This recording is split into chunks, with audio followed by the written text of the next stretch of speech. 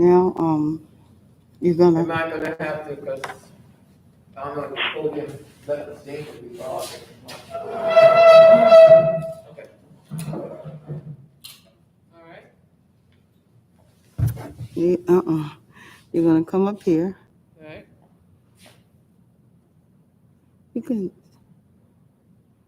So we're live now. Mm-hmm. So we need to send this link to her. Let me. I could send it to her from my computer. Go Okay. ahead.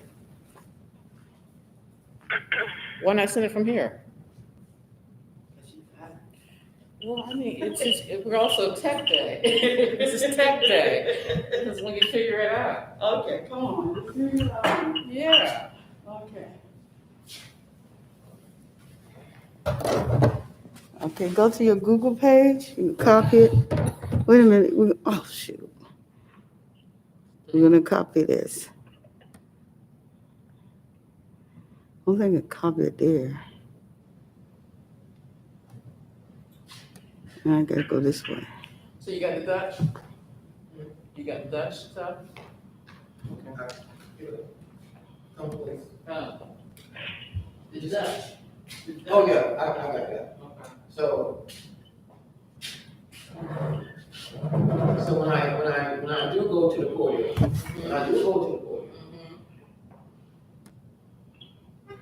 I'm gonna get up and proceed over here. Okay. So it's just already lined up for the camera. So You can go to the website and she should be up there live if this don't work. I'm gonna go ahead and just do this instead of, Yes. because when I'm sitting down, that's more for this. You can go to the website, her website and When YouTube. I do the speech, that's when I get recorded. Okay. Right, Oh. the speech is Oh. recorded.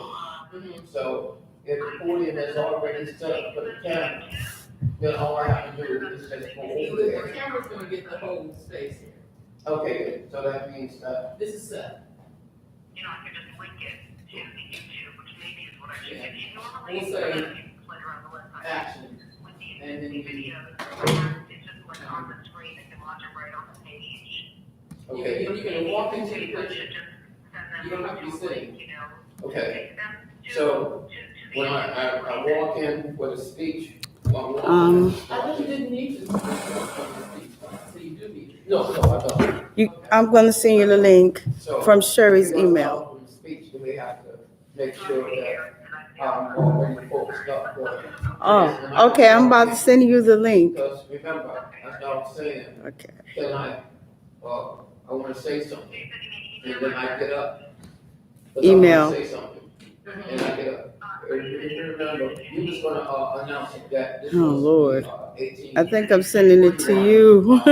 I think I'm sending it to And you. then that's What it would be actually would be Oh, Lord. a caption As soon as on I the get screen. to it, I cancel don't this. have to say it. okay. There'll be a caption on the screen, then we'll edit it in there.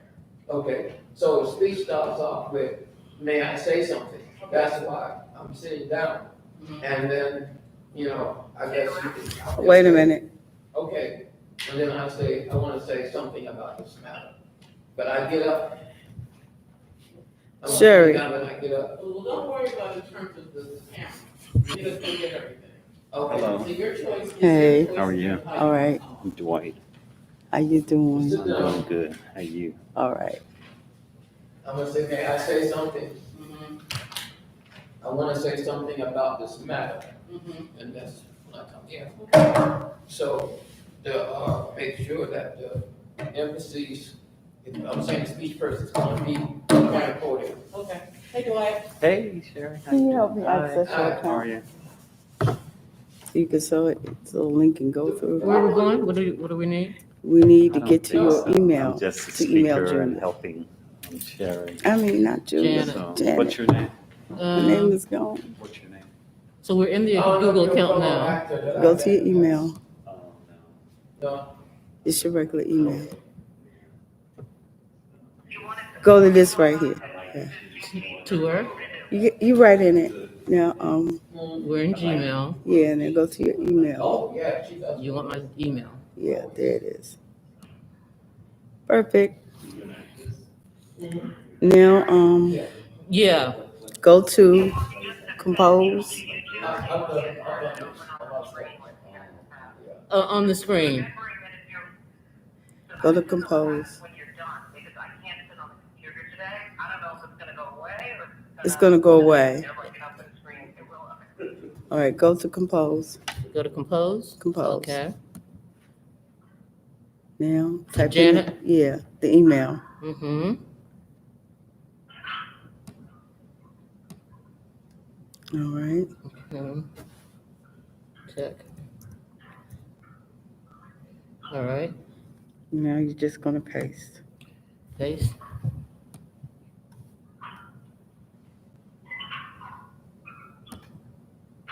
There it is.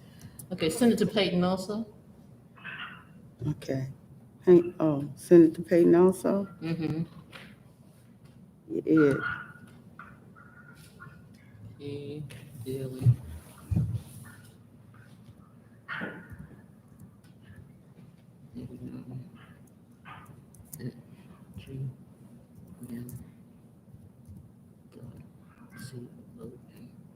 Okay.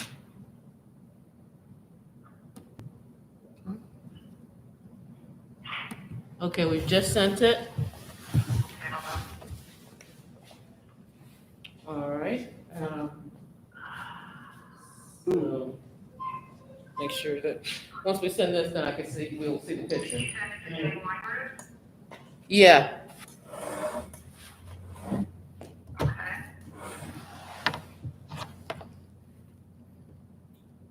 That's the whole, you sure that's it? Usually there's a lot of weird numbers and stuff. It just says SIA. That's all it says.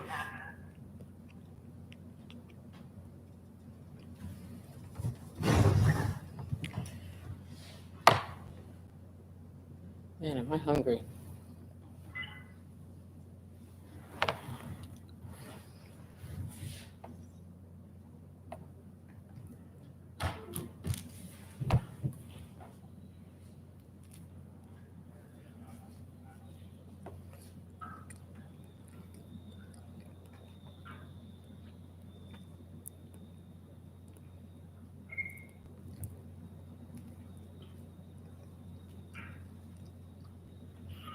That's taking, hello? Yep. Is it me? That's taking me to see the music, SIA. That's not the link. Okay, so wait a minute. If you can tell me where to go on, I know how to get the link from it. You have to go to the, wherever the video is. Yeah, the video.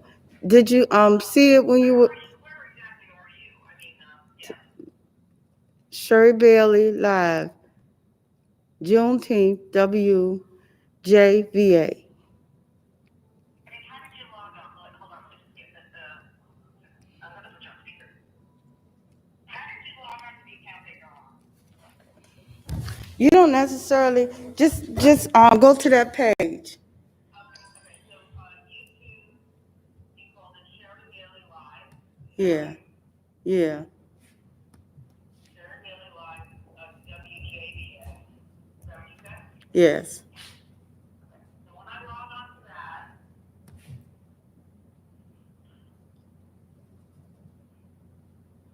I'm at the wrong Juneteenth page. is it YouTube / Sherry Daily Live? And all in one word? Yeah. So it's YouTube / Sherry Daily Live, all one word, WJVA. Yeah, you could do it that way.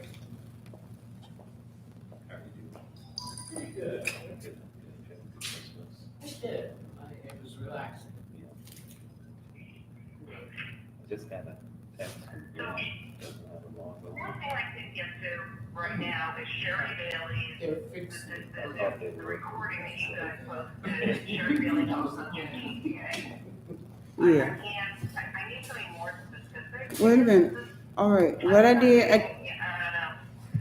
Here's WJVA. Okay, here's WJVA. Do you see her live? She is All right. All right. at Thomas Gray, Okay, in so. Green, Here, West water that. Chapel.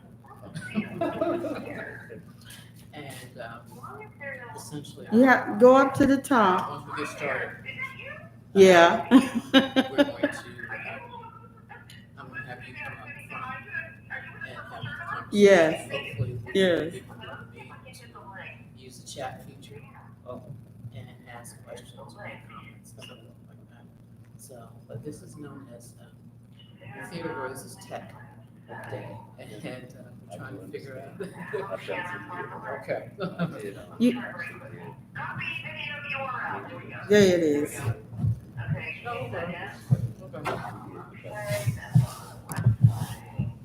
Presentation, with the visuals and all of that, the Mhm. camera and all of that. Okay. So this reminds me of those days. Yeah, in yeah. college, so. And it's at an interesting time in terms of the whole television, film, podcast world, because it's just definitely changing. What the traditional ways are.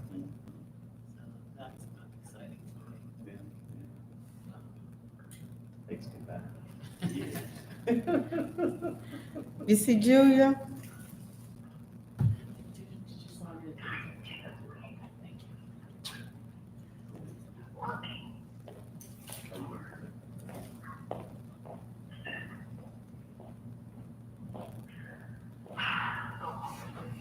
All right, let me go get my second camera. I'll be right back.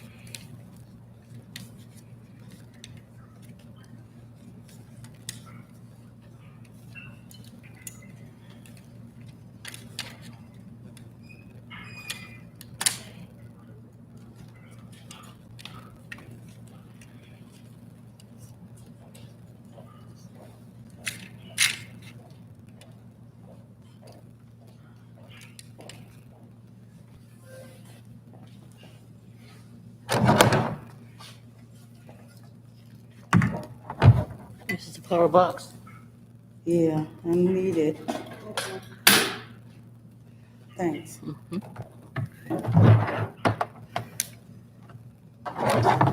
You're gonna need it too. Yep.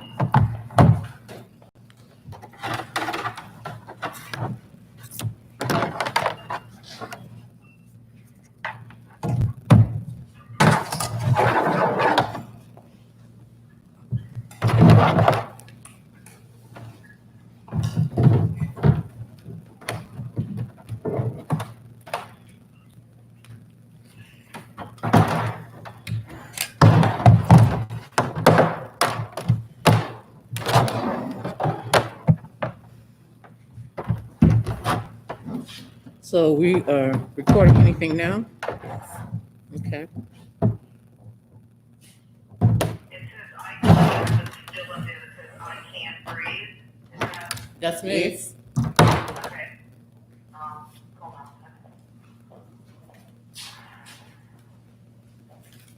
All right, so I'm gonna set up as a link rather than as a video that pops out because, Sherry, are you on the phone?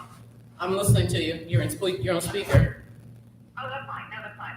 I'm gonna put it as a link because, I just don't, I don't know when I'm gonna be able to get back to it, so that way if people wanna be on it, they will, but if they log onto the website for some other reason, it's not gonna be just in their face, you know what I mean? Because I think what's gonna happen is it's probably gonna stay up there.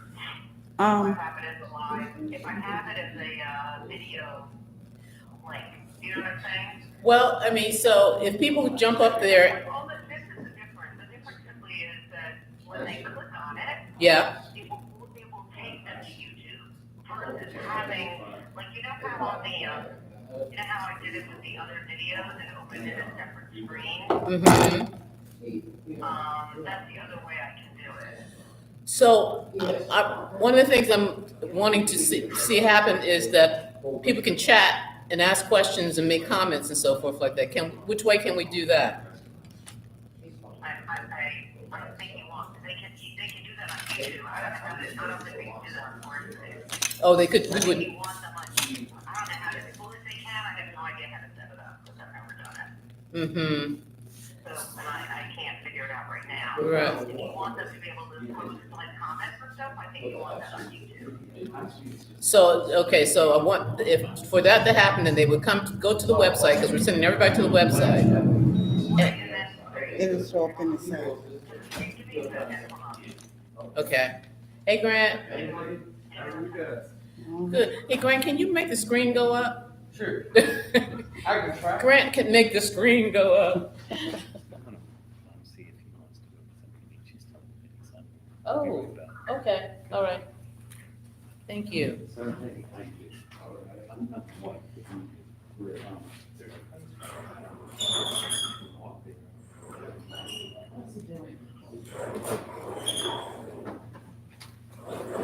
There's the secret. Mm-hmm. Hold it in. It's gonna be graceful, but. Going up. It will be on the stage. Oh, wait, no.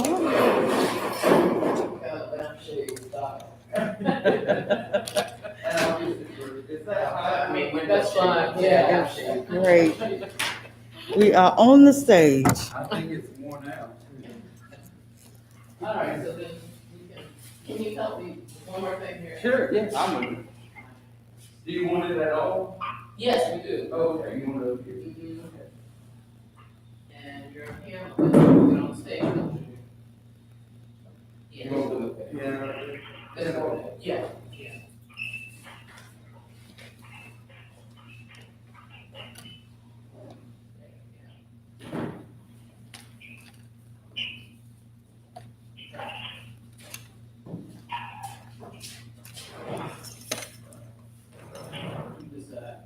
Do you want those lights on?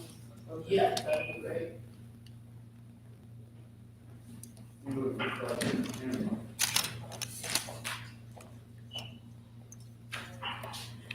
Did it like her or just like behind her? Just, I thought there was some lights right across it. There's some right here, I can set that up. Oh, yeah. That's my back there.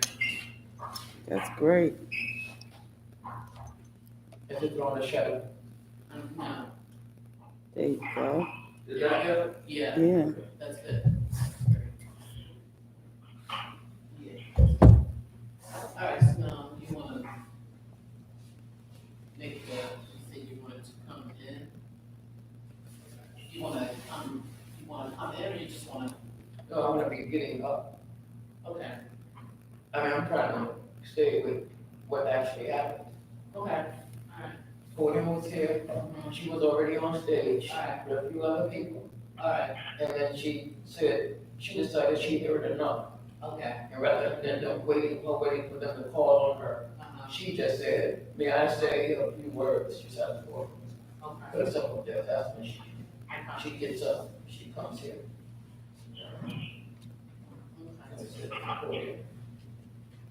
So should we come in, should we bring the table closer, Darlene, or are we good? All right. You good. Great. Okay, I think, can somebody log on from there and make sure it works in your point of view? Hello? Okay. I'm gonna try to do it Everybody now. can log on their phone and just try to click on it, make sure it works. I mean, it's working for me, but I'd love a third party. Just, hello? Yep. Anyone there? Yep, yes, we're here. If somebody can just go on to juneteenthva.org and click on it and. it should Can you do open that, up Greg? Do you have your phone? Video. Okay. I'm asking Greg to do that. I need to edit some of the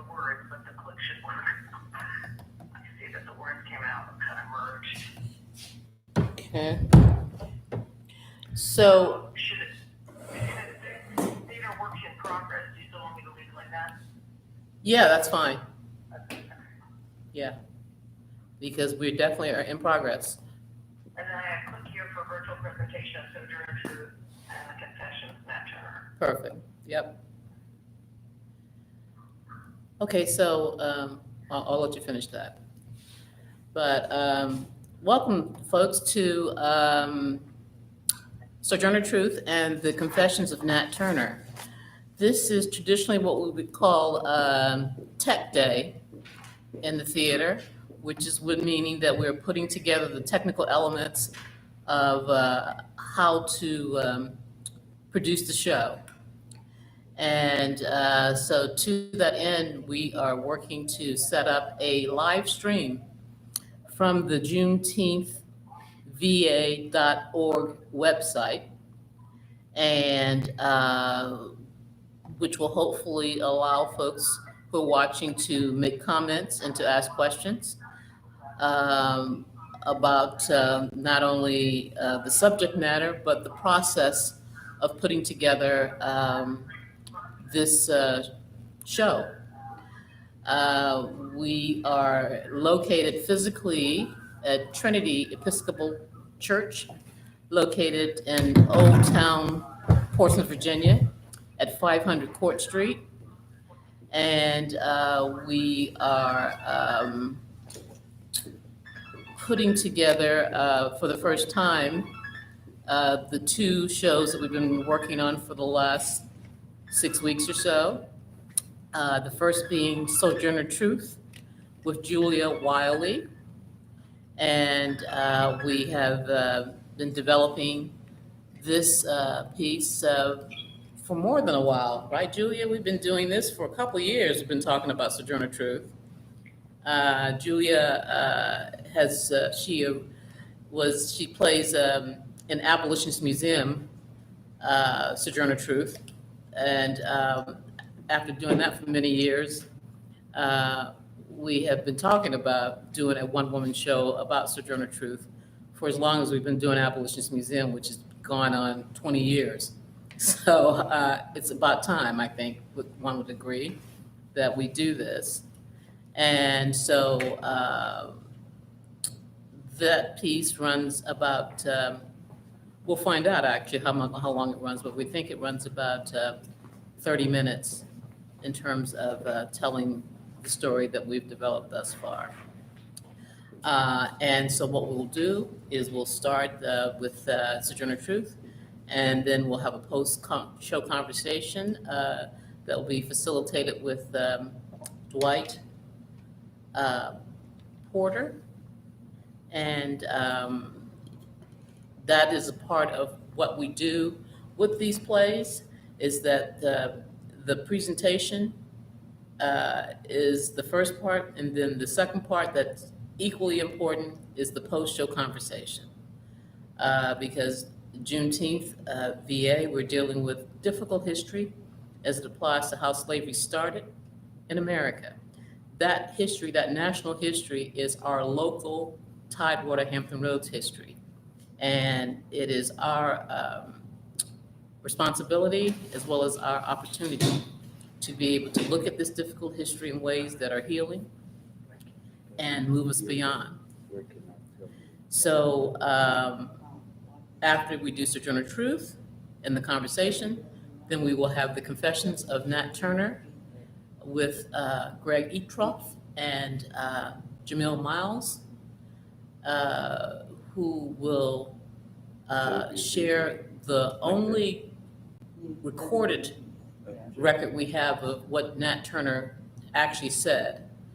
He was captured on, the insurrection started on August 21st, and then he was captured on October 30th, given a trial, and then hung on November 11th. And in that week between October 30th and November 11th, he was interviewed by attorney Thomas Gray, and that became the book, The Confessions of Nat Turner, which we will share we've adapted to the stage and this will be the conversation that we will have, and then we'll have the post-show. So right now, we're doing some tech stuff, and tell me what we're doing now, Darlene. Oh, We ready? yeah, we're ready. All right, so that means that we have a link on the Juneteenth website. Yeah. Let me check and make sure. Okay, double check one more time. She said she put it in between.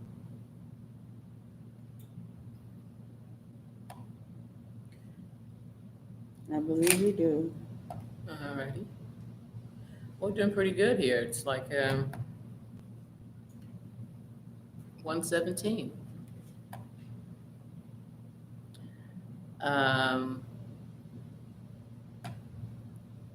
Tech days can be notoriously long, but notoriously long. Got it. And but we are all of the same spirit of wanting to tell these stories as strongly as possible, and that means figuring it out step by step. All right, so I'm gonna get out of the way here.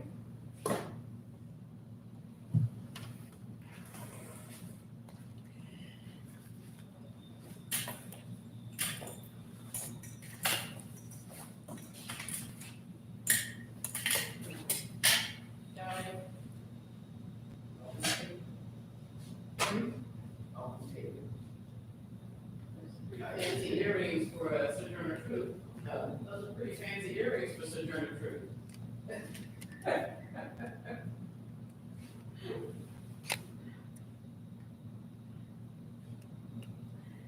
And that is part of the process in terms of doing these plays.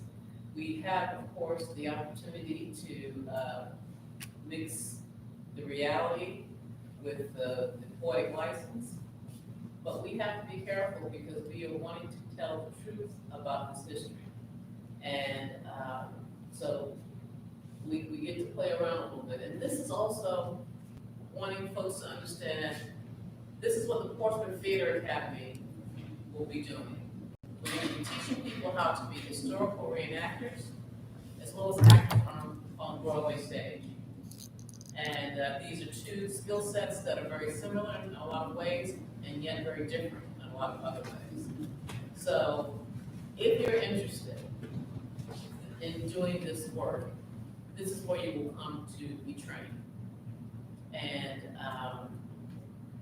not only for acting, but for writing. They're just an untapped treasure trove of stories that talk about the founding of this nation. And it's all, again, our local history. So what we do here becomes a role model, a prototype for the rest of the nation to understand how what we see today as the United States of America, how it started in 1607 at Jamestown, had a major influx of people in 1619 with the importation of African people. And ultimately, what we see today as the United States of America started here with our local history. And this is an opportunity for you to be a part of telling that story to the rest of the nation. So our first piece is going to be with Julia Wiley, and that is Julia.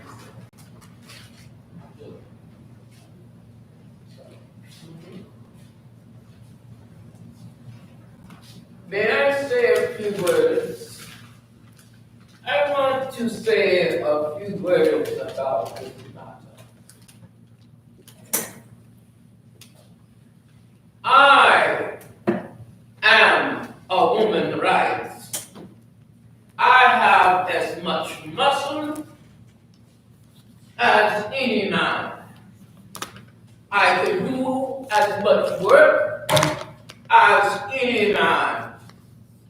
I have plowed and reaped and husked and chopped and mowed, and can any man do more than that? I've heard a lot about the sexes being equal. I can carry as much as any man and can eat as much too, if I can get it. I'm as strong as any man. That is now. As far as intellect, all I can say is, if woman have a pint and man a quart, why can't she have her little pint full? You don't have to be afraid to give us our rights for fear that we will take too much. For we can't take more than our pints will hold.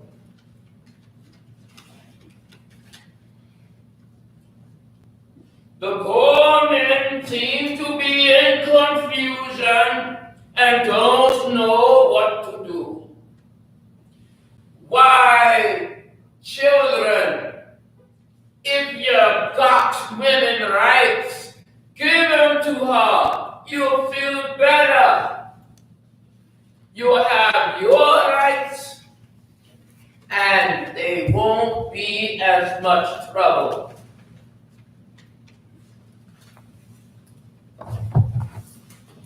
I can't read, but I can hear. I have the Bible, and I was taught that woman caused man to sin. If woman upset the world, give her a chance to turn it right side up again.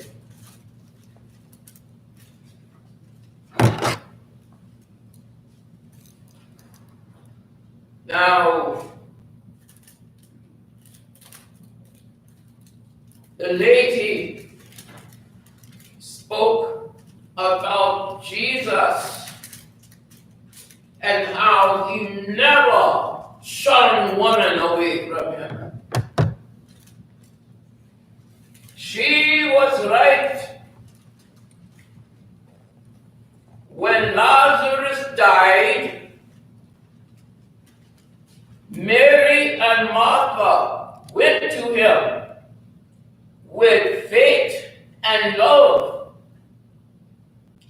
and besought him to raise their brother. Jesus wept, and Lazarus came forth. How came Jesus into the world? By God, who created him, and woman who bore him. Man, where was your heart?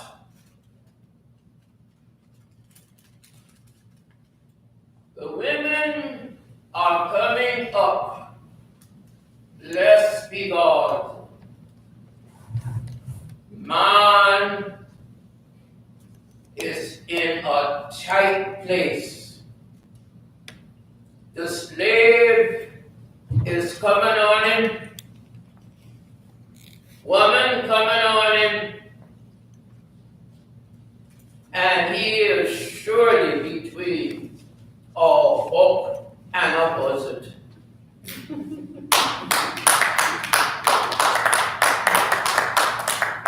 Yeah, thank you, Julia. Yes, now we're going to, that is actually a famous speech that Sojourner Truth made at the Women's Convention. And what year was that, Julia? Do you remember what year that was? It was 1851. 1851. Yes. And 12 years later, a version called Ain't I a Woman was propagated as being that original speech. And now we're going to, the way we have structured this particular presentation, it comes at the end. And now Julie's going to take it from where we have been working with the text and so forth like that. So Julie, take it away. Gluten and Iran of the gender that I have just greeted you in the Dutch language. That was my first and only language until I was about 9 or 10 years old. I am Sojourner Truth, and I lived for 86 years from 1797 to 1883. I came to have this name when one day the voice of God spoke directly to me, giving me the name Sojourner Truth and the mission to travel the lands, speaking the truth against all matters that deny or prevent the delivery of God-given rights of all the people from the youngest to the oldest. The first of these matters which I address is the truth about the quote, "Ain't I a woman?" I never said it. My good associate, Marius Robinson, was the secretary for the Women's Convention in Akron, Ohio, and he recorded verbatim what I truly said. According to Mr. Robinson records, I pose the following 3 questions to my audience. 1, can any man do more than that? 2, how came Jesus into the world? 3, man, where was your part? Now, not one, ain't I a woman? Let alone the 3 1875, 1881, and 1889 Frances Cage fabricated in her telling of the speech 12 years later. I have devoted my life to the pursuit of equal rights for all, and especially for women who look like me, for we are the ones who literally gave birth to and built the United States of America with our blood, sweat, and tears. When I was 9 years old, I was sold at an auction with a flock of sheep for $160. My new owner was cruel and harsh. He beat me daily. Once he beat me with a bundle of rods, which pained me quite severely for some time after, because I could not speak English. John nearly sold me to my next owner, Martinus Scrabber, a tavern owner who sold me 18 months later to John Dumont, who has caused me much consternation on some of my most important and intimate matters. 12 years later, in 1863, I gave that speech in Akron, Ohio, at the Women's Convention. Frances Dana Baker Cage published her version of my speech, and from her lies and deceit, I learned many things about myself. For example, that I had 13 children that were sold away into slavery. Before Mrs. Cage Fort's biography, I only had 5 children, and I don't think I forgot about the other 8.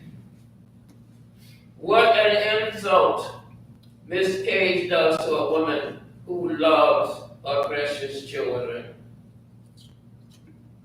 Over the years, I have considered suing Miss Cage for libel, but being busy with so many issues of much more important than scheming, screaming squirrels such as she, it seemed like a scant use of my time.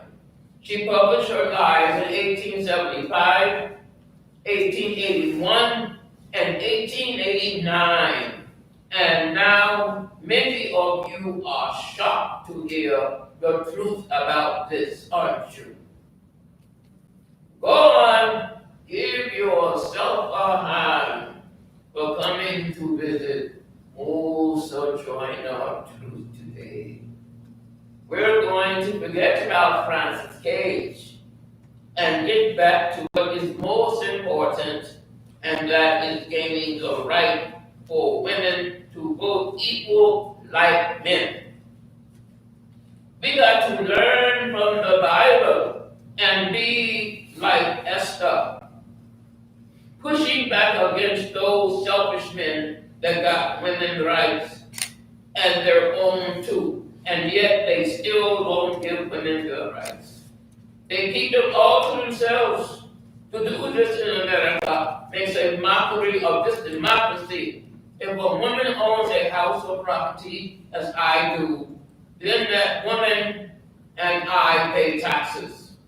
And if a citizen pays taxes, then that citizen should have a right to vote and a right to equal justice in the courts of the government.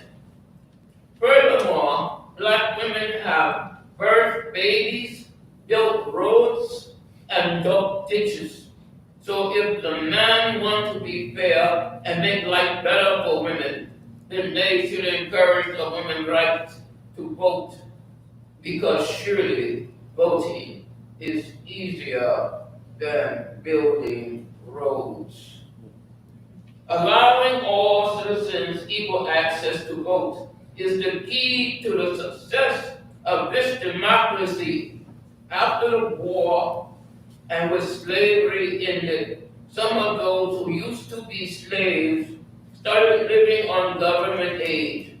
Government aid is paid for by taxpayers, and this arrangement is not good for the colored people, nor for you taxpayers.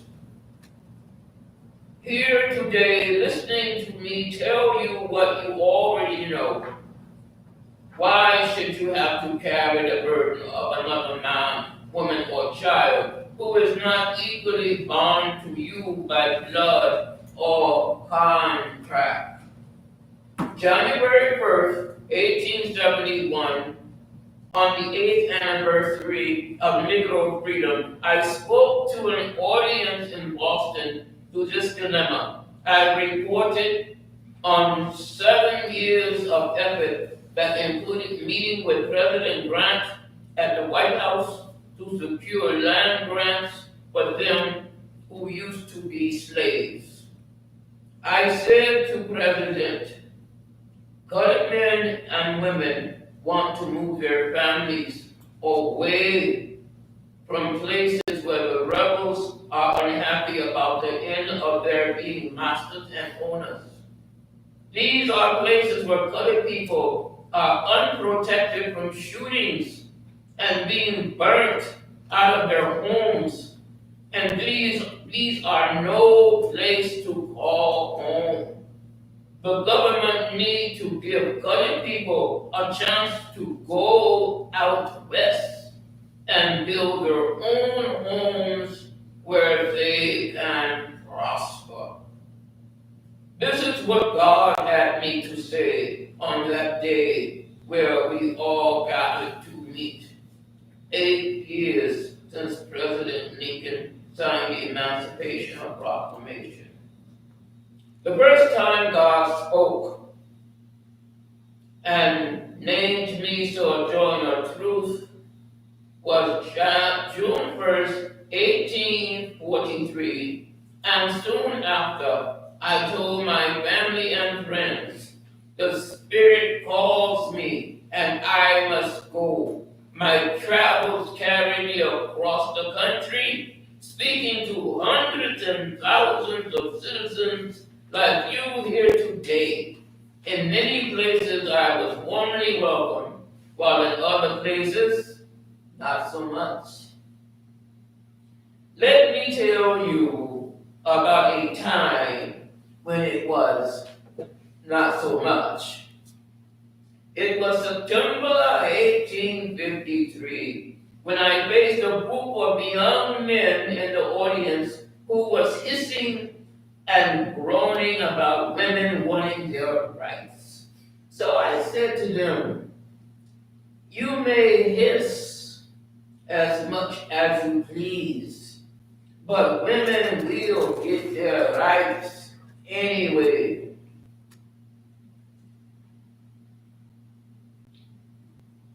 You can't stop us.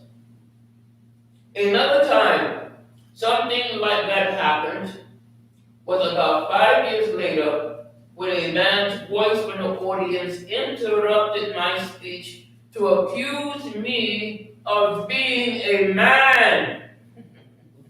And to this very moment, I do not know what made me do it, but I ripped open my blouse and showed my breast. I guess you might say it was a 19th century wardrobe malfunction. or was not John Johnson. Anyway, I have been having one of those days, you know. In this line of work, I raise and flow with the mode of the crowd. And the crowd does not know anything about how, as a young woman, I fell in love with a man named Robert. But the man who owned Robert did not want his slave to have children with a slave he did not own because he would not own our children. One day, Robert owner caught him in my house, and he had Robert beaten so badly that Robert died months later. But just like that, the man I loved turned out to be dead. You folks listening here to old Sojourner do not know me, but trust what you hear me say is directly from God, and I am merely a tool in the arsenal being used to tame this harsh, hard word.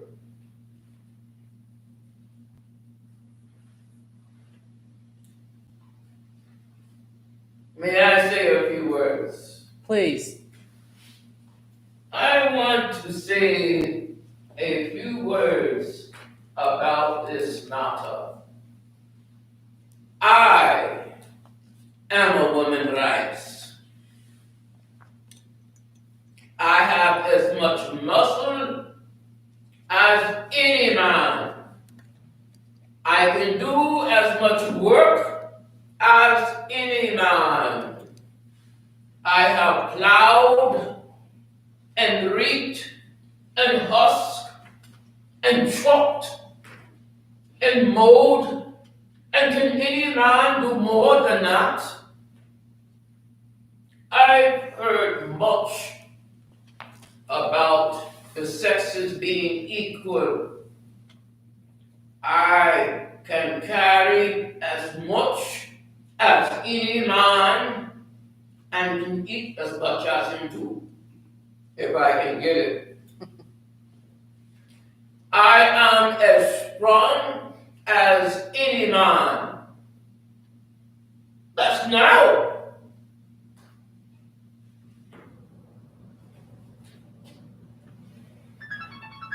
As far as intellect, all I can say is, if woman have a pint and man a quart, why can't she have her little pint full? Don't be afraid to give us our rights for fear that we will take too much, but we can't use no more than our pint will hold.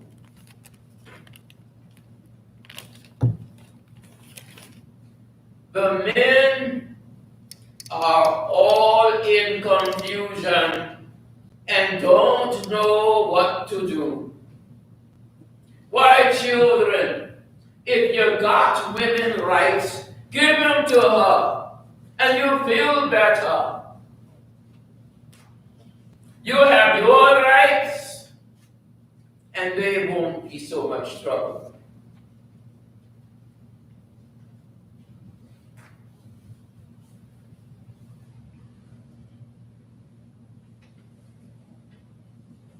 I will say that if there won't be so much trouble, then no one will have as much trouble.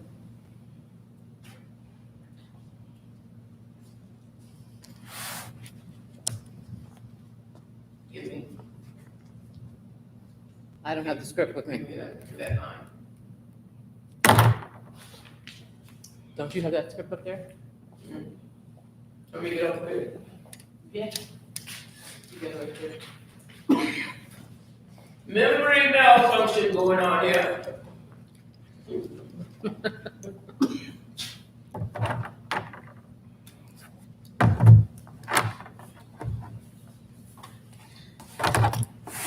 That's why we do tech. I can't read, but I can hear.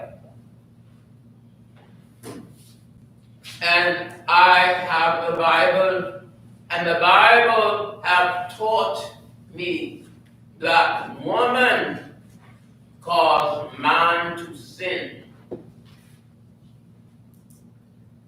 Well, if woman has caused the world confusion, then give her a chance to turn the world right side up again.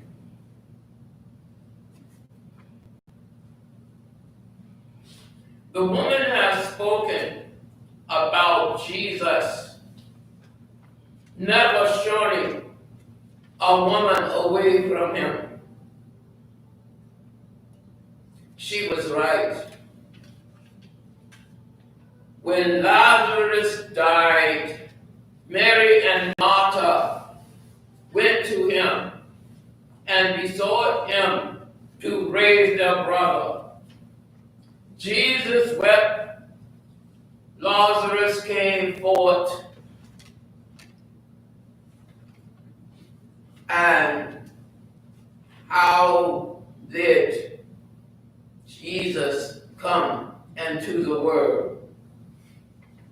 Through God who created him and the woman who bore him. Man, where was your part?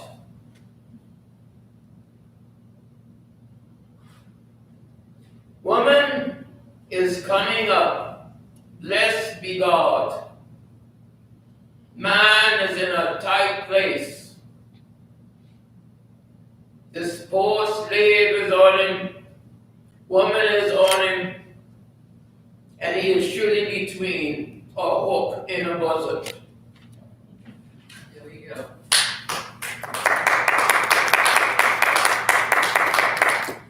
This is our tech that's going on, and now I'm gonna ask Dwight to come on up here. And the process would be that we have a presentation, and then right here will be. Again, this is tech, so we're figuring out how to best do it all in terms of being presented. And Julia, come back. You're part of the post-show. You're part of the post-show conversation. You would be a part of the post-show conversation. Okay. Yeah, so stay up here, or you can sit up here.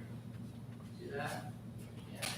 So Darlene, do we have any, one who chatted online or anything like that? Are Yeah, you helping us figure that out? Yeah, I've looked on mine. But, wait before you find out about that, let me ask you, Dwight, how do you, in terms of a post show, what do you envision in terms of what we would, focus on? I think we're gonna let the questions, whatever the questions might be, sort of lead it Okay. a little bit. I loved it my first time seeing it. Okay. I thought she was wonderful. So Yeah, I mean, yeah, she made a lot of good points. yeah. So that's what I was sort of looking for a little bit. Yeah, And this subject is not as explosive or as intense as the other subject. well, Nat Turner kind of grabs that to mantle all by himself, that a lot of, but I think this is actually, Sojourner Truth was subversive in a lot of ways, because we end up with, those court, if we look through in terms of like expanding it, one of the things that's not mentioned here is that she was the first Black woman to take a white man into court and win. The fact, so that there were people trying to do it before her that didn't succeed, but you ultimately did succeed. And then her discussion about government taxes and using, she comes off as a conservative Republican, in 2020, and here it is, this was 1830 or something that she's saying this kind of thing. I find that fascinating. So I would want in that post, well, we're still working on the script itself, in terms of like, getting that information into the script.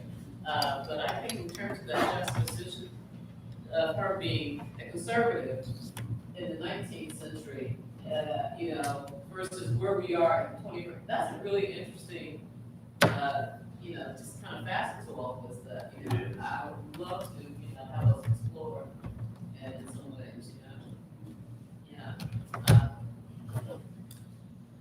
we did? None yet, but, yeah, one, oh, is there one? you. Okay. Well, I encourage people to ask questions. Oh, that's great. But yeah, But I have, There's a lot of stuff about her and her life and what she went through that a lot of people do not know. And for those who've been following revolutionary lives of Black people from the past, know about her. But today, people do not know about her. And that was one of the things that I wanted to do to make her life more known today. She was not a Southern slave. She was a Northern slave who was born in New York State. She was born in New York State. She was not from the South. I think it's interesting also, she was purchased by people who spoke Dutch. Yeah, she was. It was the Dutch that during the Dutch slave trade, and plus they put colonies. They're the ones that claimed New York first. They claimed the land that became New York. the Dutch claimed that. They thought they had came across a new frontier. Well, I guess it was a new frontier for them. And they put the slaves. They was already going to Africa and India doing trade. So they started getting slaves, and they put slaves into New York for the colony, the new colony. And they took the other slaves to the Caribbean. So it's been I'm sorry, go ahead. What was for one, how did she become free? If she wasn't in the South, then the Emancipation Proclamation wouldn't have applied. And two, how did she get her stage to begin being a public speaker? Okay, translate. Okay, so basically wanting to know how did you become free? How did you get free? And then also, how did you become Sojourner Truth? Okay, they had in place the indentured servitude. But the indentured servitude, that was one of the things that I was hoping that we would talk about today, but I had to research it again. It was made to really keep the slaves in slavery, to make them think they was coming out, but they really wasn't. Now, I'm only speaking for the North, I'm not speaking for the South. So with the new law, they kept changing the law. With the new law, she was supposed to, I believe, be free in 1846, I think it was, and her owner, who praised her because she was the best worker. She outworked all his workers. That's when she speaks in her speech about what she did. So he promised her he was gonna let her go. And she hurt her hand just before it was time for her to leave. And he told her she did not do as much, put out as much work as she normally do. And still with a hurt hand, she did more work than men. But he was just trying to find an excuse to keep her. So she ended up leaving on her own. She walked off. She walked off on her own. And he came behind her and asked her to come back. And she said no, she wasn't going back. And the people whose house she went to came outside and said, look, I'll buy her off of you. And he paid the man. But the man wanted her back because she was his best worker. So he accepted the money. But he was angry that she didn't want to come back to him. And that's when she took her son and sold her son into southern slavery, which is illegal. It's illegal to take a slave from the north and take it down south. So that's how she went to court. That's when the court thing came up. She took the name Sojourner Truth, but she was, her real name was Isabella. When she left, that same man, the people who purchased her, she was with them, the bandwagoners, and she heard the voice of God speak to her, and the voice of God told her that her name would be Sojourner Truth. So that's how the name came about. Yeah. And I fully believe that the reason why she won that case too is because she had the Spirit of God was with her very heavily. And so when she went to court, not only because she was black, she was a woman. A woman couldn't walk in there and demand that the court do something about whatever it is. But they ended up doing it. She was very persistent, and she was able to go to court and win her son back from the South. So, I mean, that's like she said, a woman going and went and did being a black woman on top of it. And then there's the situation about the gang. Right. When she was speaking at a rally, And, you know, in New York is known for gangs. And, this gang came along, was a big one, a big gang. And they was upsetting the rally. She became frightened because she know those gangs were killing people. You know, they had weapons and stuff like that. And she, didn't know what to do. She started praying. And, was told to sing. So she started singing. And the guys stopped in their tracks when they heard her voice. And they came close to her. She thought that they was getting ready to hit her. They came close to her because they wanted to hear more. And they said, "Sing, lady, sing." You know, and she kept singing. She was singing gospels. And she kept singing. And when she stopped singing, "We want to hear more, lady, we want to hear more." So she kept singing. Apparently, she said, "If I sing you one more song, will you please leave and leave us in peace?" And the leader said, "Okay." And when she sung the last song, one of the guys still wanted to fight, to be violent. And the leader said, "We promised her that we would leave in peace, and that's what we're going to do." And they left. They left. So that was, I was really astonished when I read that. Yeah, She's an her impressive voice. woman. She's an impressive woman, and this is again Portland Theater Academy, and the goal is to teach people how to be historical reenactors as well as actors on a Broadway stage. And I think in Julia Wiley we have an incredible example of how this works. And with that, we're going to say goodbye to you from Sojourner Truth, and we'll take a couple minutes, and we'll be up next with the Confessions of Nat Turner. Thank you. Okay. All right. That was great. Yeah, you did good. Even if he messed up. This is, you know, Tech Day, tomorrow. I had to mess up her deal. Don't even think you just make up something. You just keep going. About how she became a speaker and all that. So Sojourner Truth. She moved this last year. Yeah. She was fine. Yeah. She just wanted to tell people, she wanted to get the word out. This was wrong for women to be paid less than men. That was an issue too. They were paying women way less to do work than men. Sounds familiar. And she, in her speech, was trying to say that I still, What do we need? like, muscle more than a man, and still I don't get paid. You know?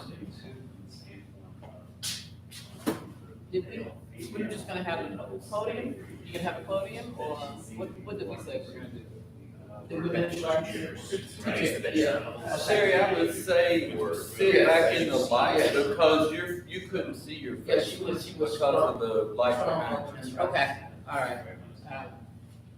Yeah, so just 2 chairs then, so we'll move the, you don't need the podium at all. We don't need the podium, but we're gonna keep, The the piano. bench. Okay.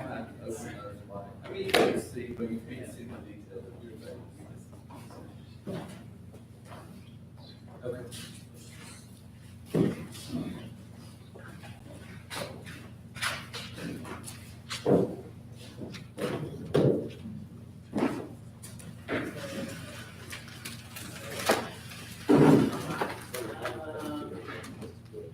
And you just maybe pull the chair. You want one like this? Where do you come from? You want one with arms or no? I think I'm probably just gonna do the folding chairs. Unless you're the ones with arms, do you care? Oh, no, no. Well, that's all right, you can put them on either side of the bench, well, that's right. Wait too late.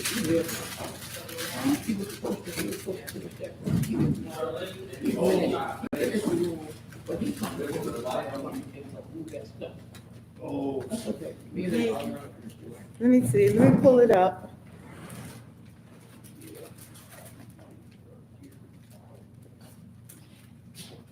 Um, I can see your face. Okay. Maybe you guys should sit back this far so the light will catch you. What about just, shifting, us to either stage right or stage left, tilting the cameras to the window, like window is not, directly backlit, unless you want to share these appropriately. So it's the, we have the overhead lights that we create. Oh, so the lights are on, Yeah. okay. If you sit in front of the spot, then it's shadow.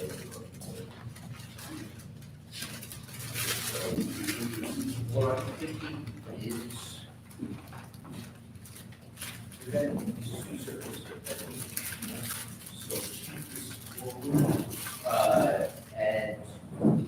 I can tilt the chairs, at an angle, so that would kind of address the audience. but Right. Also sort of, each other, so.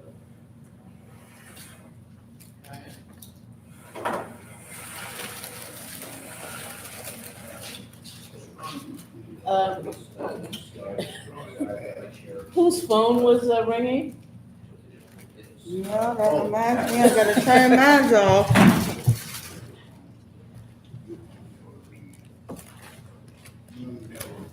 You guys are coming out of the light now. You want to? Yeah. Move it back. Okay, so, Yeah. Yeah. well.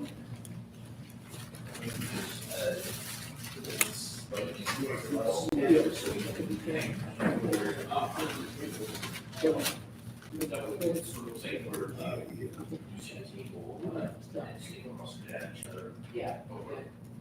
At an angle, so we're still, kind of directing our voices. Let me actually shift a little bit to that direction. Yeah. That way. Yeah. Stay down here, take your hat off sometime early on. No.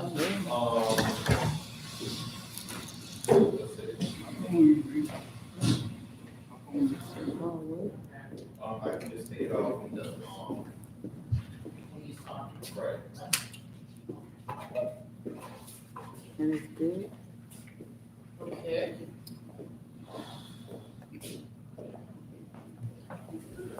You need this hat, Greg? Yeah.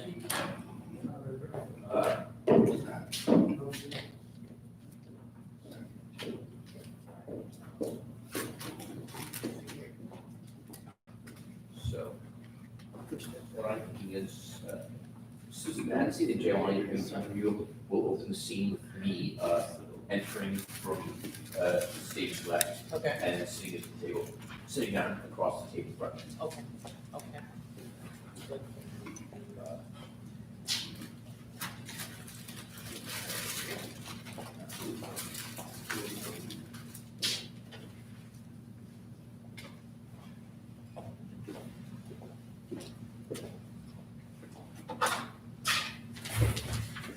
Ready?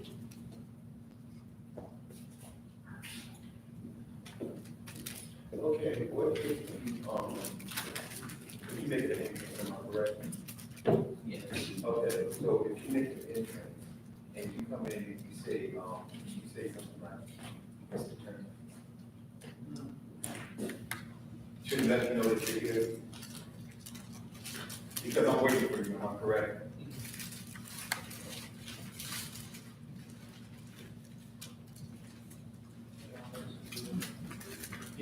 So, this little, instructions, paragraph I got, you will use one, it doesn't get pronounced. Would you prefer me directly, address it directly,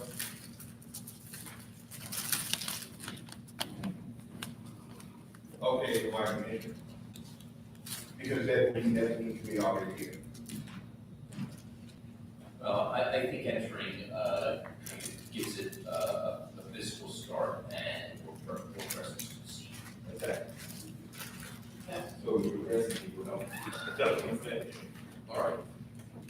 All right, so we got out of the way here. So we have, the Confessions of Nat Turner with Jamil Knowles and Greg Heathcock.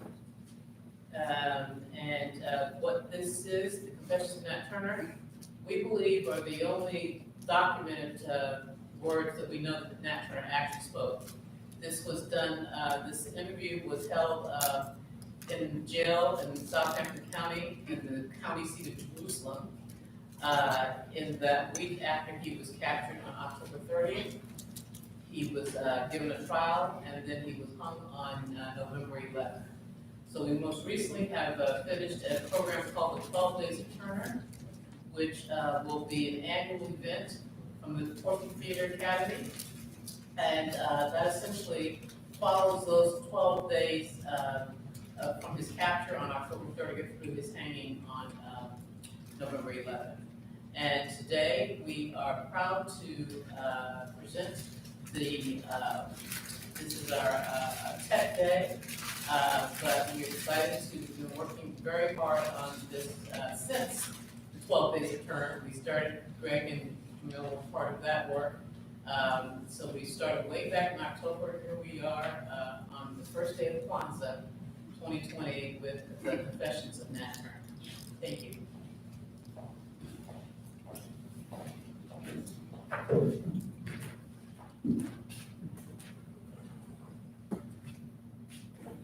Mr. Turner.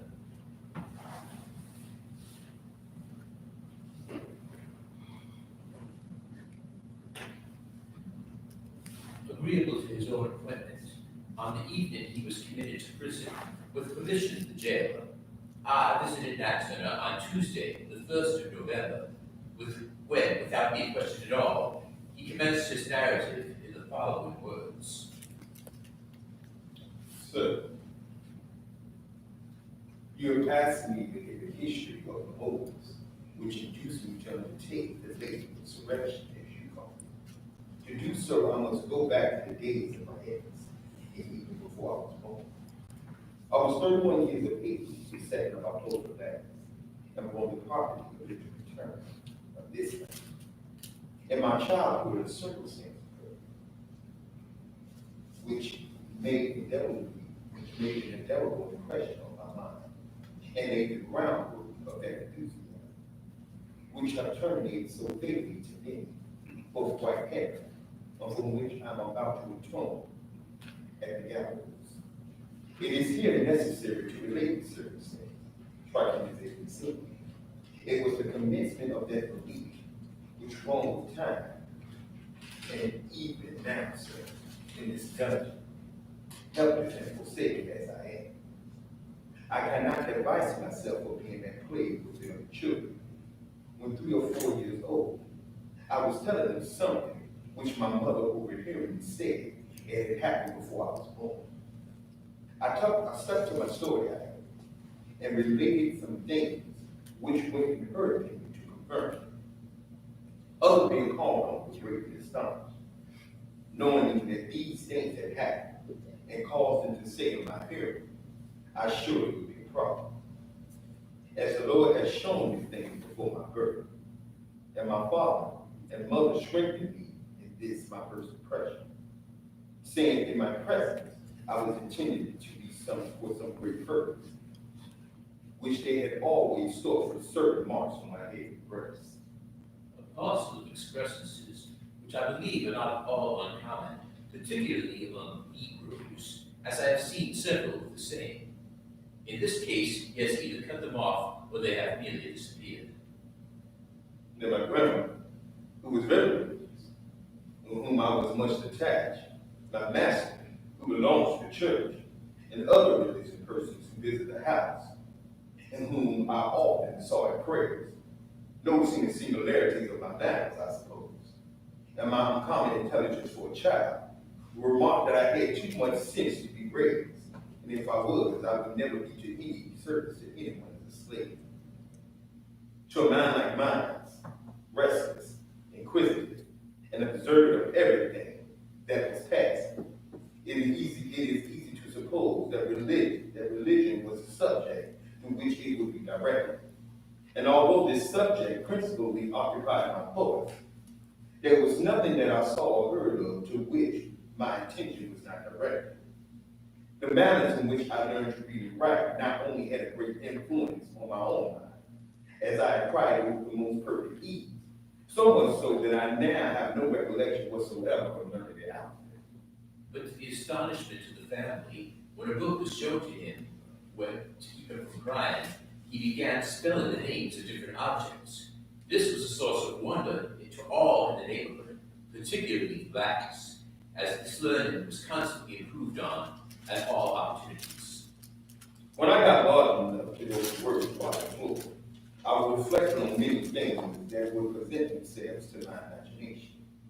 And whenever an opportunity occurred of looking at a book, when the school children were getting their lessons, I would find many things that the fertility of my own imagination had depicted to me before. All my time not devoted to my master's service was spent either in prayer or in making experiments in casting different things in molds made of earth, and attempting to make gunpowder and many other experiments that, although I could not perfect, yet convinced me of its practicability, in which I had means. Nat was not addicted to stealing in his youth, nor had he ever been.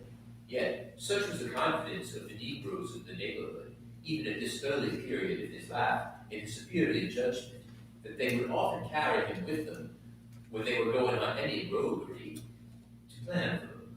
Growing up among them, with this confidence in his superior judgment, and when this, in their opinions, was perfected by divine inspiration from the circumstances already alluded to in his infancy, and which belief was ever afterwards zealously inculcated by the austerity of his life and manners, which became the subject of remark by white and black. I was soon discovered to be great. I must appear so, and therefore studiously avoid mixing in society, and wrap myself in mystery, devoted my time to fasting and prayer. By this time, having arrived at man's estate, and hearing the scriptures commented on in meetings, Nat was struck with that particular passage which reads, Seek ye the kingdom of heaven, and all things shall be added unto you. I reflected much on this passage, and prayed daily for the light of this subject. As I was praying one day at my closet, the Spirit spoke to me, saying, Seek ye the kingdom of heaven, and all things shall be added unto you. what do you mean by the Spirit? The Spirit that spoke to the prophet in former days. And I was greatly astonished, and for 2 years prayed continuously, whenever my duty would permit. And then again, I had the same revelations which fully confirmed me in the impression that I was ordained for some great purpose in the hands of the Almighty. And several years rolled around, in which many events occurred to strengthen me in this my belief. At the time, I reverted in my mind to the remarks made of me in my childhood, and the things that had been shown me, and as it had been said of me in my childhood, by those by whom I've been taught to pray, both white and black, and in whom I had the greatest confidence, that I had too much sense to be raised, and if I was, I would never be to any use to anyone as a slave. Now finding myself, I have arrived at man's estate, and I was a slave. And these objects,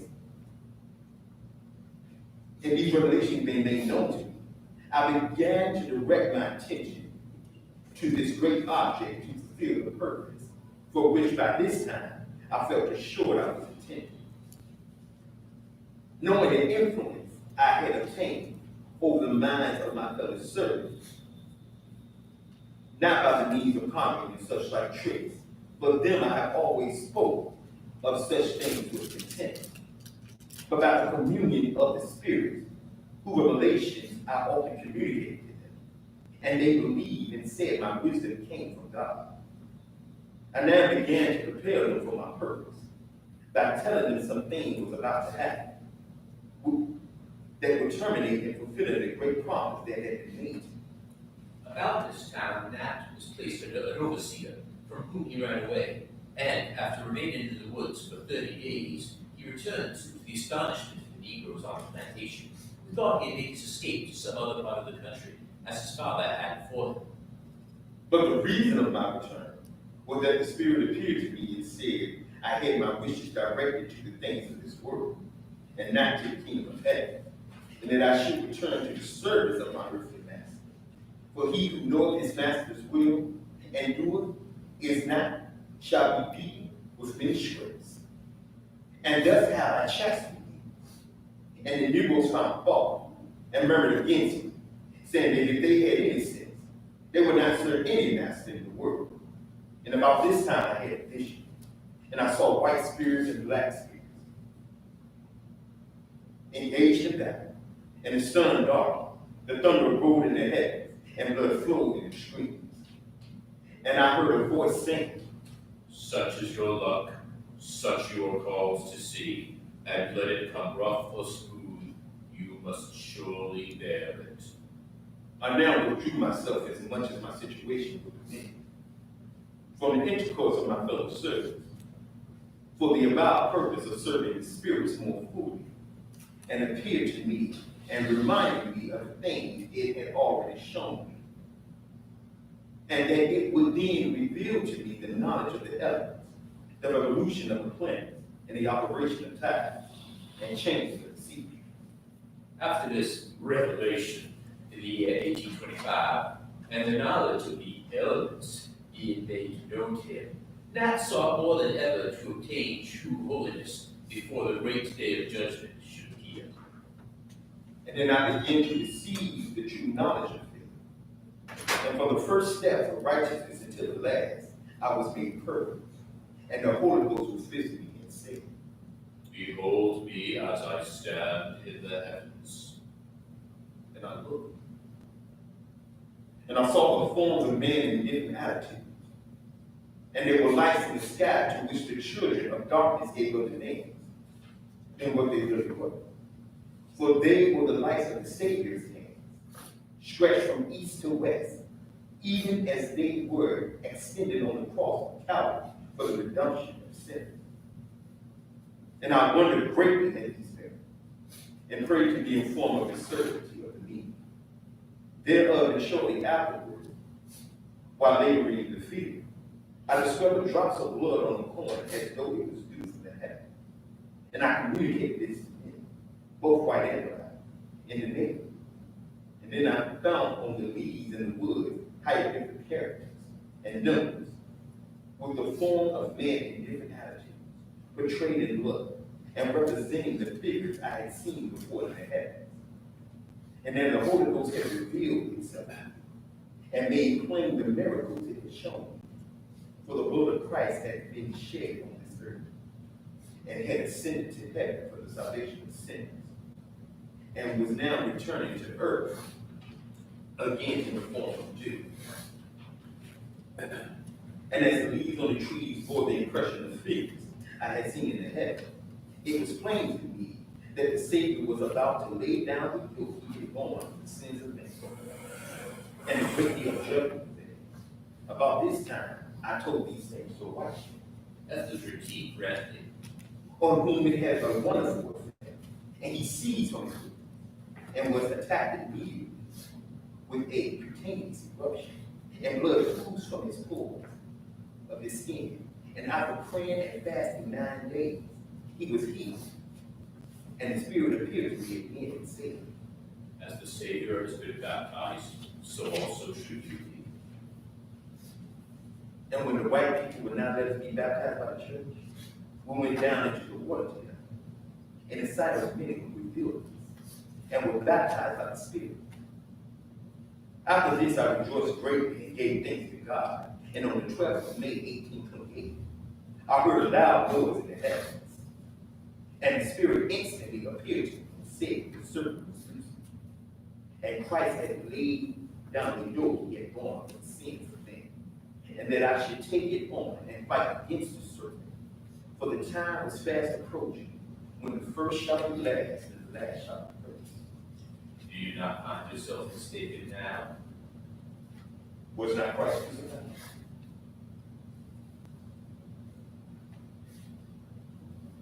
And by the signs in the heaven that it would make known to me,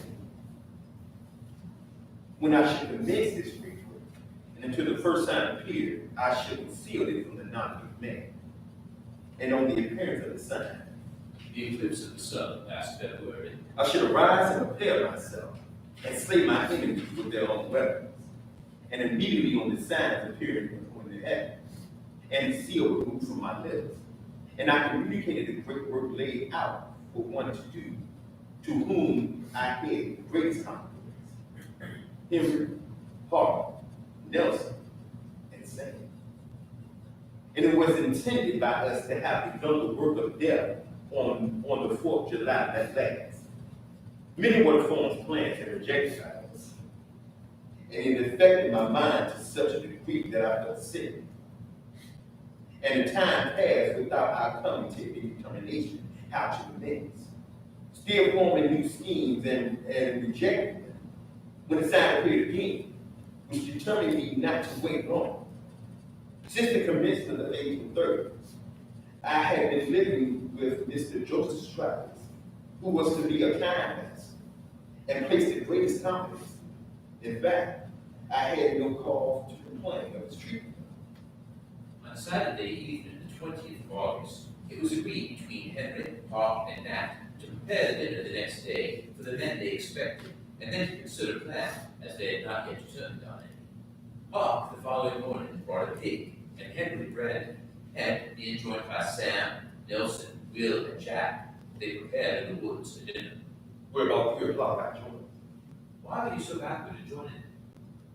The same reason that had caused me not to make it them performing years before. I saluted them coming up and asked Will how come he did. He answered, his life was worth no more than others, and his liberty is dear to him. I asked him if he thought to obtain it. He said he would or lose his life. This was enough to put him in full confidence. Jack, I knew, was only a tune in the hands of Hart. It was quickly agreed we shall commence at home. Mr. J. Travis. On that night, and until we had armed and equipped ourselves and gathered sufficient force, neither age nor sex was to be spared. Which was invariably adhered to. We remained at the feast until about 2 hours of the night, when we went to the house and found Austin. They all went to the cider press and drank except myself. On returning to the house, Hart went to the door with an axe for the purpose of breaking it open, as they knew they were strong enough to murder the family if they were awakened by the noise.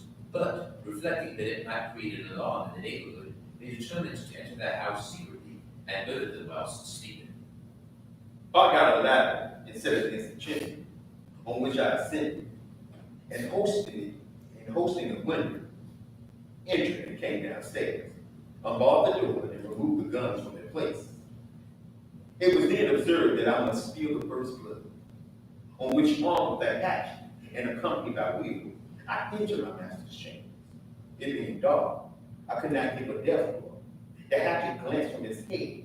He sprung from the bed and called his wife. When they have hostage in spirit. It was his last word. Will lay him dead with a blow of his axe, and Mrs. Travis shared the same fate as she lay dead. The murder of this family, 5 in number, was the work of moments. Not one of them awoke. There was a little infant sleeping in the cradle that was forgotten until we had left the house and gone some distance, when Henry and Will returned and killed him. We got here 4 guns that could shoot and several old mustangs with a pound or 2 of powder. We remained some time at the barn, where we paraded. I formed them in a line as soldiers, and after carrying them through all the maneuvers I was master of, marched them off to Mr. Francis, about 600 yard distance. Sam and Will went to the door and knocked. Mr. Francis asked who was there, and Sam replied it was him, and he had a letter for him, on which he got up and came to the door. They immediately seized him, and dragging him out a little from the door, he was dispatched by repeated blows on the head. There was no other white person in the family. They started from there for Mrs. Reese's, maintaining the most perfect silence on their march, where, finding the door unlocked, they entered and murdered Mrs. Reese in her bed while sleeping. Her son awoke, but it was only to sleep the sleep of death. He had only time to say that, "Who is that?" and he was no more. For Mrs. Reese's, who went to Mrs. Turner, and now Dixon's, which we reached about sunrise on Monday morning. Henry, Austin, and Sam went to the steel, where finding Mr. Peoples, Austin shot, and the rest of us went to the house. As we approached, the family discovered us and shut the door. They halt! Will was one stroke of his axe open, and we entered and found Mrs. Turner and Mrs. Newsom in the middle of the room, almost starving to death. Will immediately killed Mrs. Turner with one blow of his axe. I took Mrs. Newsom by the hand, and with the sword I had when I was apprehended, I struck her several blows over the head. But not being able to kill her, as the sword was dull, Will turned around and discovered it, dispatched her also. A general destruction of property and the search for money and ammunition always succeeded in murders. By this time, the company amounted to 15, and 9 men mounted, who started for Mrs. Whitehead's. The other 6 were to go through a byway to Mr. Bragg's and rejoin the main party at Mrs. Whitehead's. As we approached the house, we discovered Mr. Richard Whitehead standing in the cotton patch near the lane fence. We called him over into the lane. Mr. Whitehead! Will, the executioner, was near at hand, with his fatal axe to send him to an untimely grave. As we pushed on to the house, I discovered someone running around the garden, and thinking it was some of the white family, I pursued them. But finding it was a servant girl belonging to the house, I returned to commence the work of death. But those who I left had not died.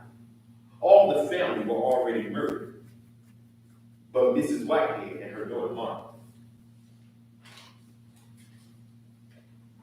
As I came round the door, I saw Will pulling Mrs. Whitehead out of the house, and on the step he nearly severed her head from her body with his broad axe.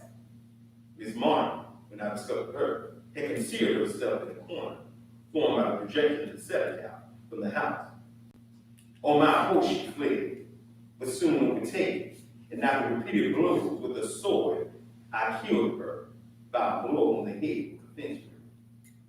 By this time, the 6 who had gone by Mr. Grimes rejoined them and informed Nat that they had done the work of death and silence to them.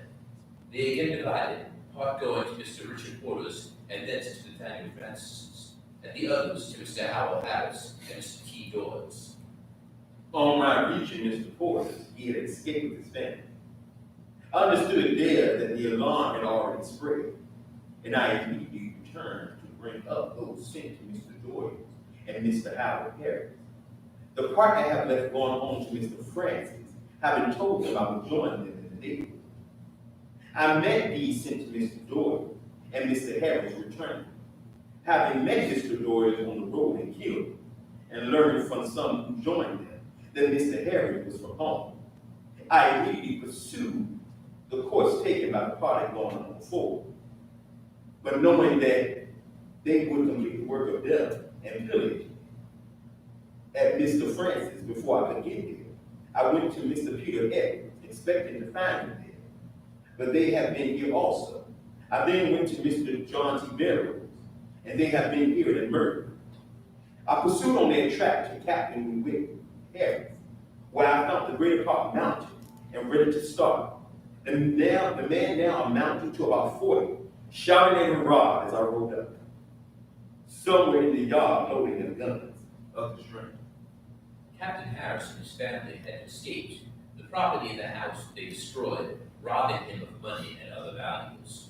I ordered them to mount and march instantly. Mount up! Let's go! This was about 9 or 10 o'clock Monday morning.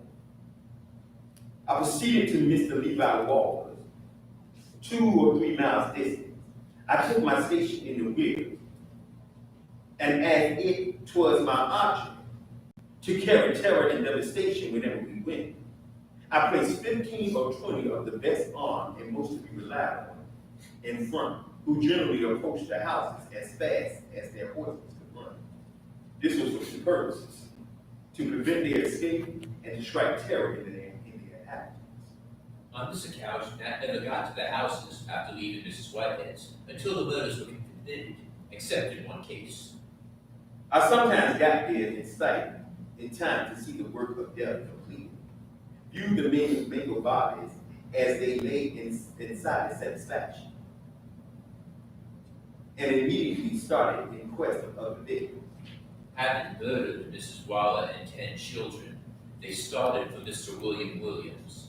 Having killed him and 2 little boys that were there, while engaged in this, Mrs. Williams fled and got some distance from the house, but she was pursued, overtaken, and compelled to get up behind one of the company, who brought her back, and after showing her the mangled body of her lifeless husband, she was told to get down and lay by her side while she was shot dead.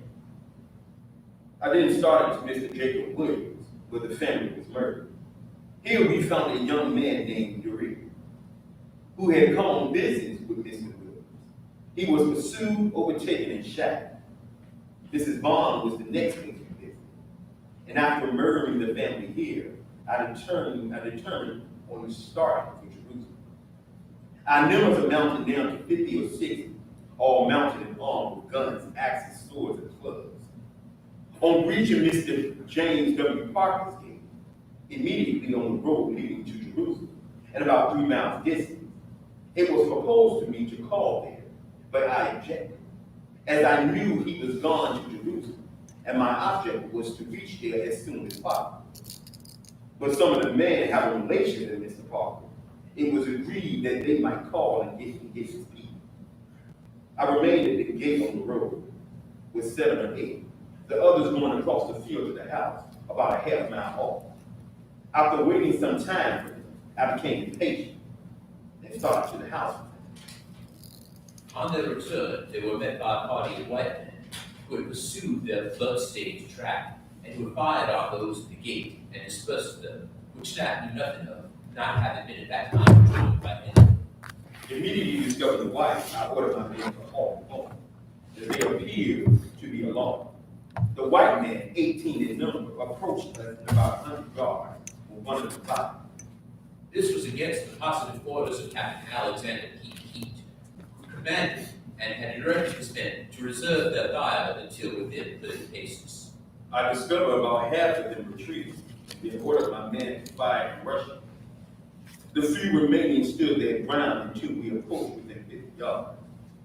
When they fired and retreated, we pursued and overtook some of them, who we thought we left for dead. They were not killed.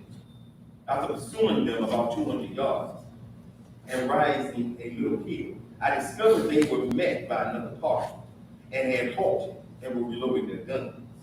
This was a small party from Jerusalem who knew the Negroes were in the field and had just tied their horses to await their return to the road, knowing that Mr. Parker and family were in Jerusalem, but knew nothing of the party that had gone in with Captain Pete. On hearing the firing, they immediately rushed to the spot and arrived just in time to arrest the progress of those barbarous villains and save the lives of their friends and fellow citizens. Thinking that those retreated first and the party who fired on us at 50 or 60 yards distant had all only fallen back to meet others with ammunition. As I saw them reloading their guns and more coming up than I saw at first, and several of my bravest men being wounded, the others became panic-struck and swamped over the field. The white man pursued and fired on us several times. Hawk had his horse shot under him, and I caught another from him as it was running at me. 5 or 6 of my men were wounded, but none of them left the field. Finding myself defeated, I instantly determined to go through a private way and cross the Nottoway River at Cypress Bridge, 3 miles below Jerusalem, and attack that place in the rear, as I expected they would look for me on the other road. And I had a great desire to get there to procure arms and ammunition. After going a short distance in the private way, a company of about 20 men, I overtook 2 or 3 who told me the others were despised in every direction. After trying in vain to collect a sufficient forces to proceed to Jerusalem, determined to return, as I was sure they would make back to their old neighborhood, where they would rejoin me, make new recruits, and come down again. On my way back, I called at Mrs. Thomas, Mrs. Spencer, and several other places. The white families have fled. We found no more victims to gratify our thirst for blood. We stopped at Major Rigby's quarters for the night, and being joined by 4 of his men, with the recruit made since my defeat, we mustered down about 40 strong. After placing our guard, I laid down to sleep, but was quickly roused by a great racket starting out. I found some mounted and others in great confusion. One of the guards having given the alarm that we were about to be attacked, I ordered some to ride around and scout. And on their return, the others being more alarmed, not knowing who they were, fled in different ways. So that I determined to attempt to recruit and proceed on to rally in the neighborhood I had left. Dr. Blunt's was the nearest house, which we reached just before day. On riding up the yard, Clark fired a gun. We expected Dr. Blunt and his family were in Major Rigby, as I knew there were a company of men there. The gun was fired to ascertain if any of the family were at home. We immediately fired upon and retreated, leaving several of my men. I do not know what became of them, as I never saw them. Pursuing our course back and coming in sight of Captain Harris, where we had been the day before, we discovered a part of the white man in the house, on which all deserted me but 2, Jacob and Nat. We concealed ourselves in the woods until the night, when I sent them in search of Henry, Sam, Nelson, and Hart, and directed them to rally all they could at the place we had our dinner the Sunday before, where they were found, and accordingly returned there as soon as it was dark. Remained until Wednesday evening, when discovering white men riding around the place, as though they were looking for someone, and none of my men joining me. I concluded Jacob and Nat had been taken and compelled to betray me. On this I gave up all hope for the present. And on Thursday night, after having supplied myself with provisions from Mr. Travis, I scratched a hole under a pile of fence rails in the field where I concealed myself for 6 weeks, never leaving my hiding place but for a few minutes in the dead of night to get water, which was very near. Thinking by this time I could venture out, I begun to go about in the night and eavesdrop the houses in the neighborhood, pursuing this course for about a fortnight and gathering little or no intelligence, after speaking to any human being, and returning every morning to the cave before dawn of day. I know not how long I might have led this life, if accident had not betrayed me. A dog in the neighborhood passing by my hiding place one night while I was out was attracted by some meat I ate in my cave, and crawled in and stole it. As was coming out just as I returned. A few nights later, after 2 Negroes having started to go hunting with the same dog, and passed that way, the dog came again to the place, and having just gone out to walk about, discovered me and barked. On which thinking myself discovered, I spoke to them to beg concealment. On making myself known, they fled from me. Knowing then they would betray me, I immediately left my hiding place and was pursued almost instantaneously, until I had taken a fortnight afterwards by Mr. Benjamin Fitz in a little hole I had dug out with my sword for the purpose of concealment under the top of a fallen tree. Mr. Phipps discovered the place of Pat's concealment. He cocked his gun and aimed at him. Don't shoot. Your sword, boy. I delivered it to him, and he brought me to prison during the time I was pursued. I had many harebrained escapes, which your time would not permit you to relate. I am here loaded with chains and willing to suffer the fate that awaits. I here proceeded to make some inquiries of him, after assuring him of the certain death that awaited him, and that concealment would only bring destruction on the innocent as well as guilty of his own color, if he knew of any extent extensive or concerted plan? His answer was, I do not. when I questioned him as to the insurrection in North Carolina happening at about the same time, he denied any knowledge of it. And when I looked him in the face as though I would search his innermost thoughts, he replied, I see, sir, you doubt my words. But can you not think the same ideas and strange appearances about this time in the heavens might prompt others as well as myself to this undertaking? I now had much conversation with and asked him many questions, having forborne to do so previously, except in the cases noted in parentheses. But during his statement, I had, unnoticed by him, taken notes as to some particular circumstances, and, having the advantage of his statement before me in writing, on the evening of the third day that I had been with him, I began a cross-examination, and found his statement corroborated by every circumstance coming within my own knowledge, or the confessions of others whom had been either killed or executed, and whom he had not seen or had any knowledge since the 22nd of August last. He expressed himself fully satisfied as to the impracticability of his attempt. It has been said that he was ignorant and cowardly, and that his object was to murder and rob for the purpose of obtaining money to make his escape. It is notorious that he never was known to have a dollar in his life, or to drink a drop of spirits, or swear an oath. As to his ignorance, he certainly never had the advantages of education, but he could read and write. It was taught him by his parents, and for natural intelligence and quickness of apprehension, is surpassed by few men I have ever seen. As to his being a coward, his reason as given for not resisting Mr. Phipps shows the decision of his character. When I saw Mr. Phipps present his gun, I knew it was impossible for me to escape, as the woods were full of men, and he therefore thought it better to surrender and trust my fortune to this escape. He is a complete fanatic, or plays his part most admirably.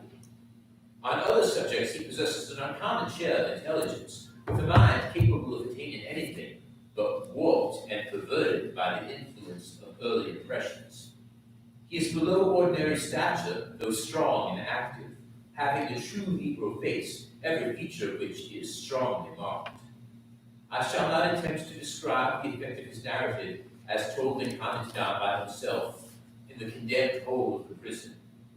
The calm, deliberate composure with which he spoke of his late deeds and intentions, the expression of his fiend-like face when he spoke, when excited by enthusiasm, still bearing the stains of blood of helpless innocence about him, clothed with rags and covered with chains, yet daring to raise his manacled hands to heaven, with a spirit soaring above the attributes of man.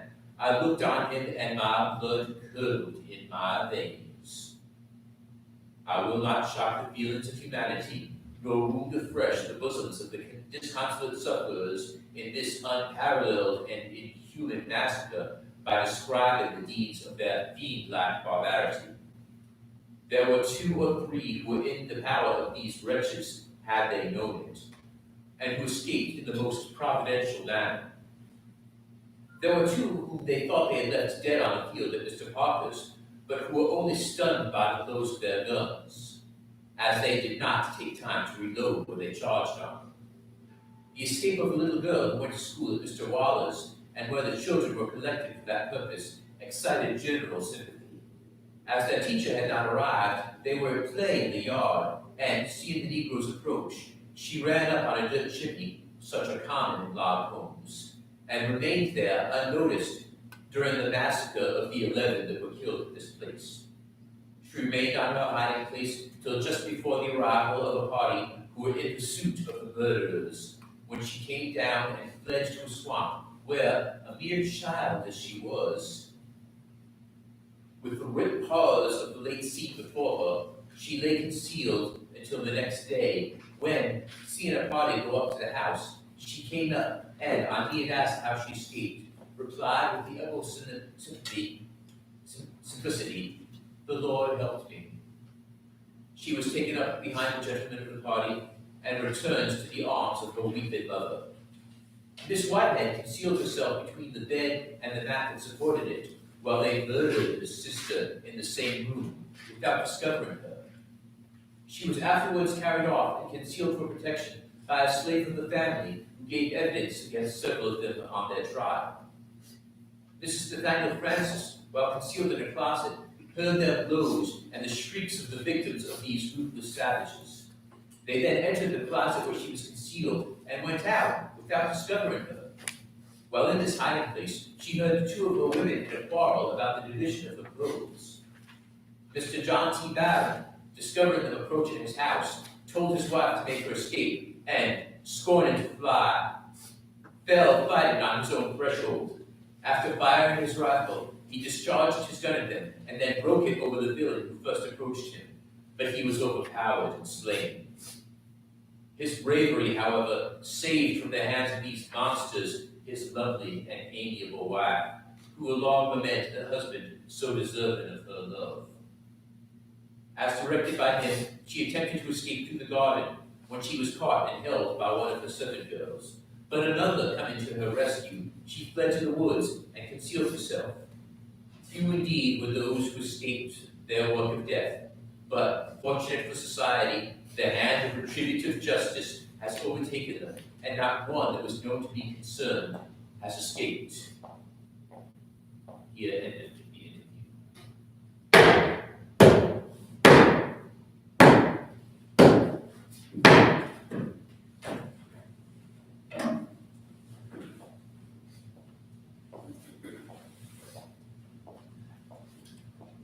The Commonwealth versus Nat Turner, charged with making insurrection and plotting to take away the lives of diverse free white persons, etc., on the 22nd of August, 1831. The court, having met for the trial of Nat Turner, the prisoner was brought in and arraigned upon his arraignment pleaded, Nat guilty. on the part of the Commonwealth, Levi Waller was introduced, who, being sworn, deposed as follows, agreeably to Nat's own confession. Colonel Tresvant was then introduced, who, being sworn, enumerated Nat's confession to him as follows, his confession as given to Mr. Gray.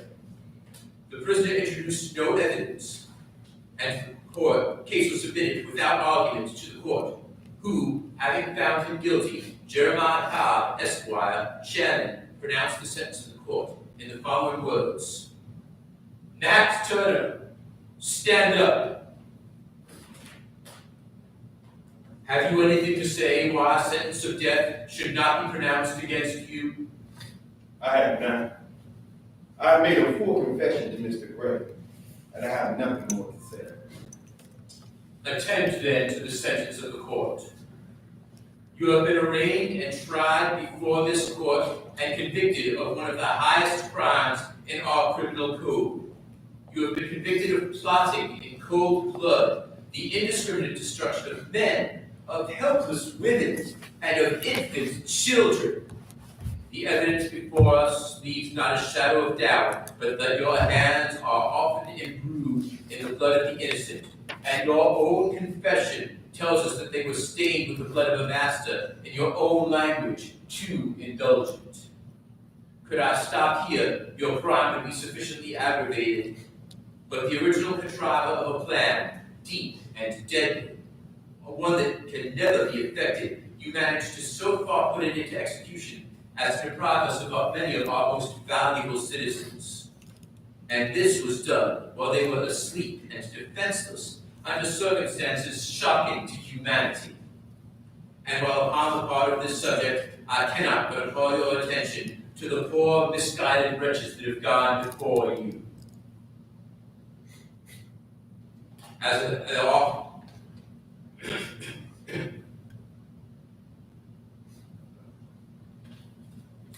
They are not few in number. They were your bosom associates, and the blood of all cries aloud and calls upon you as the author of their misfortune. You forced them unprepared from time to eternity. Borne down by this load of guilt, your only justification is that you were led away by fanaticism. If this be true, from my soul I pity you. And while you have my sympathies, I am nevertheless called upon to pass the sentence of the court. The time between this and your execution will necessarily be very short, and your only hope must be in another world. The judgment of this court is that you be taken hence from the jail whence you came, and thence to the place of execution on Friday next, between the hours of 10 a.m. and 2 p.m., and hung by the neck until you are dead, dead, dead. And may the Lord have mercy upon your soul. Lights down.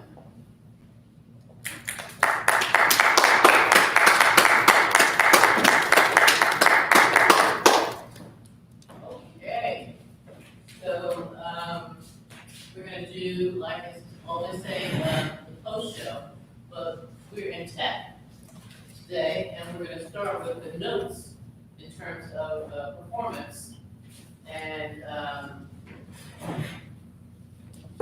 what we find out immediately is that when you have an actor who is still not off book, then that book becomes an anchor around the actor, because you're welded to the script and not to the story. Did you feel that? Yeah. Did you feel that? A little bit. There were some spots where I lost my place, and I think it was noticeable in the performance. So what did you feel? I felt like basically, me talking to the lawyer. I mean, me looking at the camera with the individual system, because I'm not talking to people, I'm talking to Greg. But the audience is who is the. The audience is still looking, and I'm still talking to Greg. I'm not projecting to people. One issue I have is that basically I'm playing three characters in this. There's clear separation between me as Thomas Gray and me as the judge of the court. But I'm also Thomas Gray, the man interviewing Nat Turner, and a narrator figure. So I'm dividing my attention between Turner and the audience as I'm delivering this third-person narration. Right, which makes more sense, because then you will be the person speaking to the audience and talking to them, because. And I think the structure of that makes it harder to stay in the moment, because I'm not in one moment. I'm existing simultaneously in two times, the 3 days of the interview and the time weeks or months ahead when I am narrating the story in the published confession. And I'm existing on those two discontinuous time tracks within the same scene. Okay. Creates an emotional difficulty with staying in the moment. Okay. The only note that I have for myself is that, for this particular discussion right now, is that if we do go off book, that I speak to Greg more, then I will be able to actually speak to him more, and interact with him more. But as far as me looking up at the audience, that's not really necessary, because I'm speaking to Greg, I'm not speaking to the audience themselves. There was a comment from the audience here. Well, I was just gonna say, I did feel a little bit of a handicap on the part of Nat Turner. Well, of course, because I still have the script, so that's going to be obvious to anyone because of the script. If you're not on book and you're on script, of course you're going to be using it to read, so it's going to be considered as a handicap. Well, I know what you're saying, but it just seemed like it was a lot. And the moments of the moments when you were more animated was really great, and it carried it a lot further. It's just what I observed. So yeah, having the script in hand definitely is, it locks you in, because you have to, script is the master in terms of like what's going on, because you can't go two steps away with it. there are many moments there where there was room for movement, blocking, to further emphasize the story. But because the script was in hand, we weren't able to get to that level to do that. And because we have two characters as opposed to a one character piece, the lack of the relationship between Nat Turner and Ponsbury is not allowed to develop. So I guess you have to comment there. I think that the structure that we're working with makes it very difficult to ever fully develop that relationship. Because even if, although Turner can be a moment, Gray can't, I'm constantly being pulled between these two time frames. Okay. It also needs to be made a little bit more personal. And as I said, the only way to actually do that is by either adding or subtracting some things. Just like when you said that you was interested, and I said, say my name. There can be a little interlude there before you actually sit down. And the reason I say that is because, as I said, you're here to interview. You're making yourself known, and all that. The reason that it didn't work out is because you're saying agreeable to it on, the press. If you were not, if you were just saying part of, you committed yourself, in following words, or that cut down a little bit, it would make a little bit more sense. You introduce yourself. Because I have no idea who you are. Well, as you said, the first step is that we want to get all that's going to be a really important step forward for being able to develop relationships, create blocking that will actually underscore and be a platform for dialogue. Blocking does that. And literally, This is a very difficult project, most plays, a piece of dialogue is a few lines long, maybe 5 or 6 lines of text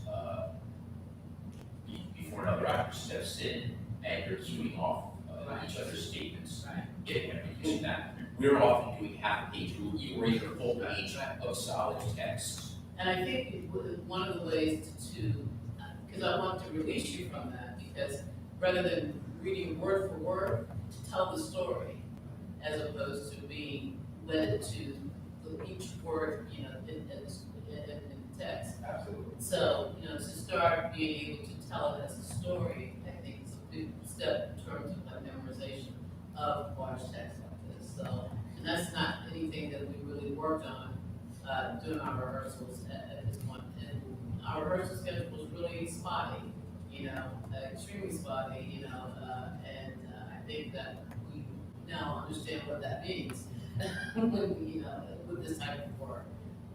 So I wanted to have a notes conversation here because, again, what we're doing is we're training for 2 different jobs.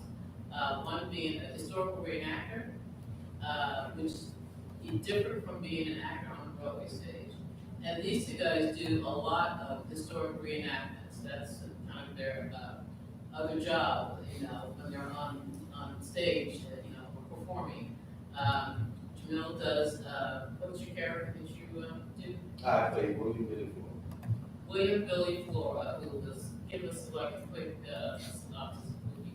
Well, William Billy Flora was born here in Boston. He was not a slave. He wasn't born a slave. When was he born? He was born in 1755. Okay. And he was native in Boston. He was never born a slave. And he went to work. He went to work very young. He only went to work when he was only 8 years old for a copyright master, which he learned as a trade. But he fought his first war when he was 18, and that was the American Revolutionary War. And he fought one of the first battles of that war, which was the Battle of Great Bridge. Now, many here consider him a hero because of his heroic acts at the Battle of Great Bridge, in which he was had a whole British records on his own with one single musket. And if you, and while firing off 8 rounds, if anybody know how hard it is to load a musket and fire off 8 rounds, that was pretty impressive. and then, you know, retreating back to his own breastwork, his own fort, and lifting up the plane to keep them, to prevent them from getting in, which gave them the great advantage of defeating him and running them out of town. And he was also a very wealthy man, in fact, from his livery stable business and his cotton wedding business. And, you know, many properties on land, and also with his wealth was able to purchase his wife and his son out of slavery. And I think that's just amazing that, you know, you had a man during that time, especially during the 18th century, you know, with that kind of passion. Young woman, because let's keep in mind here, everyone, that he fought in his winter. He was 68. Okay. So, you know, so let's just say he loved his country. And he showed it. And fought the American Revolution in the 1770s, and he volunteered for service again during the War of 1812. Which he was too old for because he got rejected. But it was cool, you know. He did it anyway because he loved his country. And I think when I'm out there playing that character, God, I just, you know, thinking of all of that, that's what makes me so energetic about this character, because it seems to me, you know, he had a sense of, I'm gonna prove myself. I'm gonna prove that I can be, you know, the greatest. I'm gonna prove that I can be a hero. I'm gonna prove that, you know, that I can be this, despite of all odds and all obstacles that stand in my way. And I think that is absolutely. And it allows us to subvert a lot of expectations. Jamel and I often work together on this, where he's playing Billy, and I'm playing Phil named Russian Minnow, who was town surveyor in Portsmouth during the Colonial War period. And sometimes people will see us together and they'll ask, Jamel, are you the slave? And I have to take great pleasure in saying, no, he has more money than I do. Because I was just, my character is just a government bureaucrat, and Mr. Flora is one of the more prominent businessmen in town. Okay. Dwight. I just wanted to add with what Jamel was talking about, that character that you're doing. I mean, you really seem wrapped up in that character much more than I feel with this character, the Nat Turner character. I don't know if that's the case or not. I don't really know how much time you've had with this. Oh, most definitely. Most definitely. This, I've been doing, we've been doing this for about a year and a half. So definitely, The other character. definitely know, yeah, the William. I definitely know the William character, and definitely is more comfortable with the William character.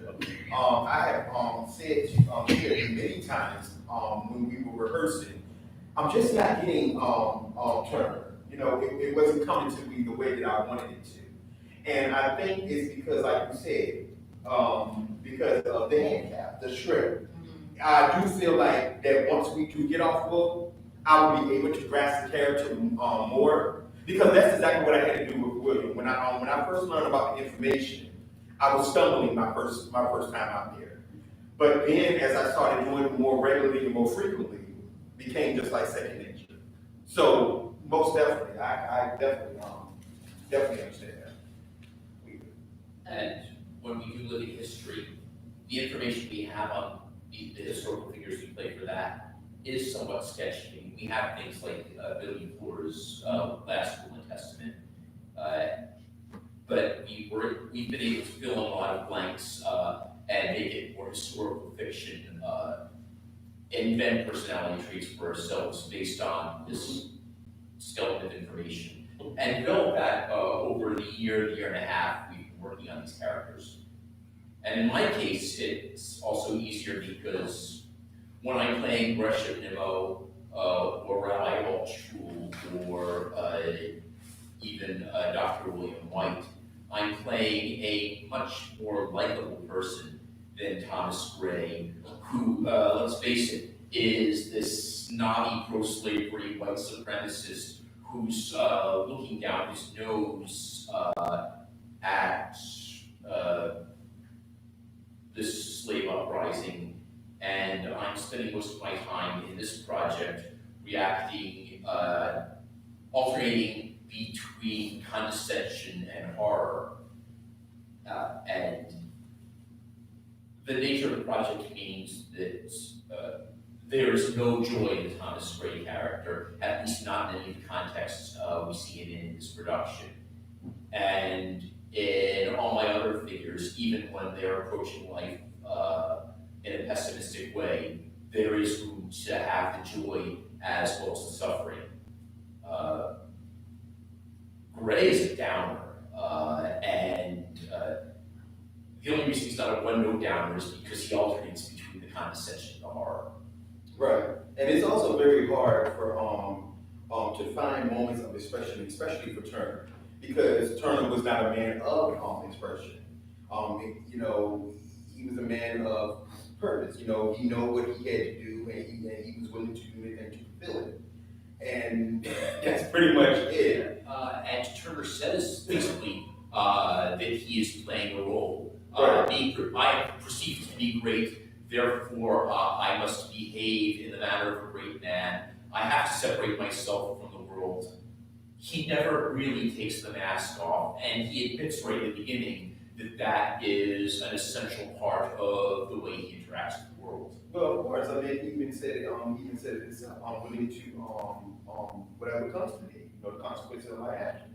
So I mean, he was a man that he knew exactly what he was doing. He knew the consequences, and he was willing to accept them.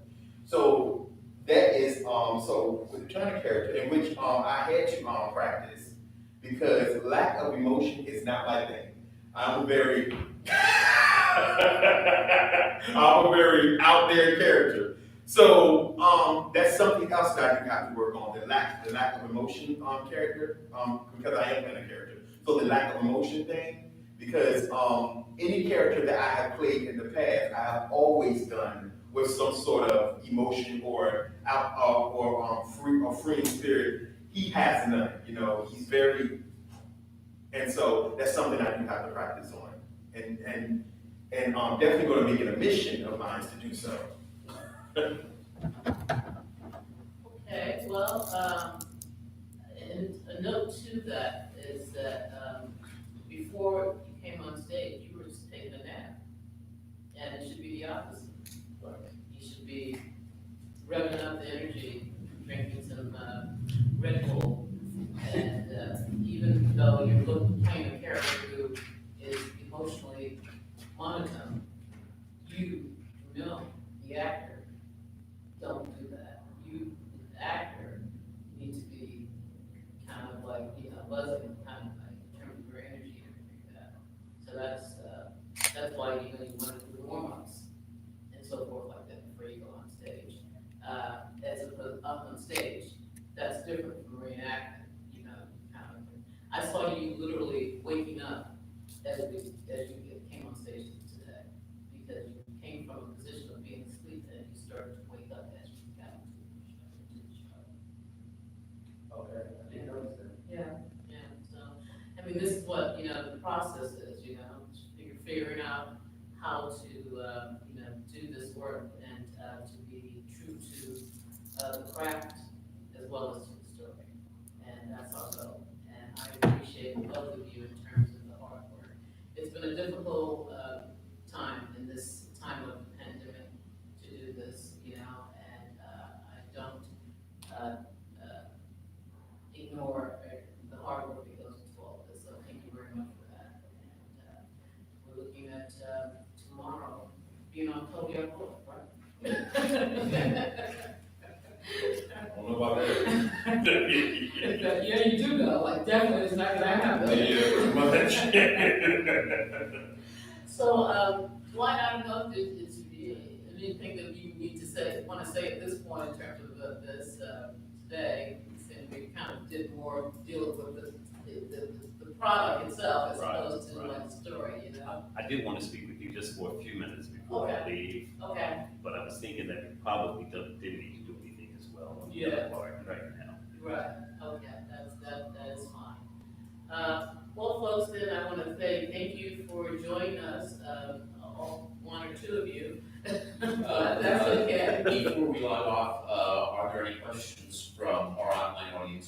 there is such a thing. I don't think.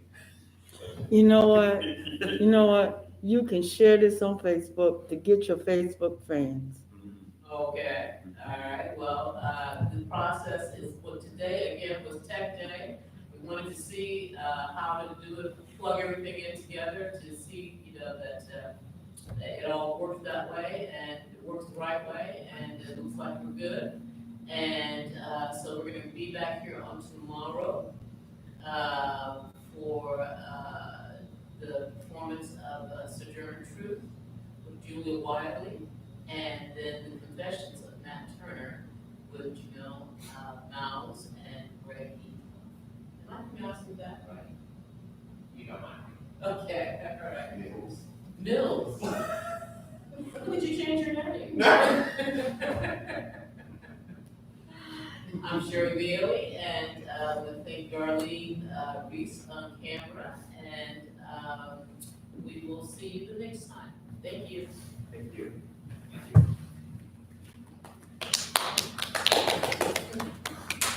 You got sound effects.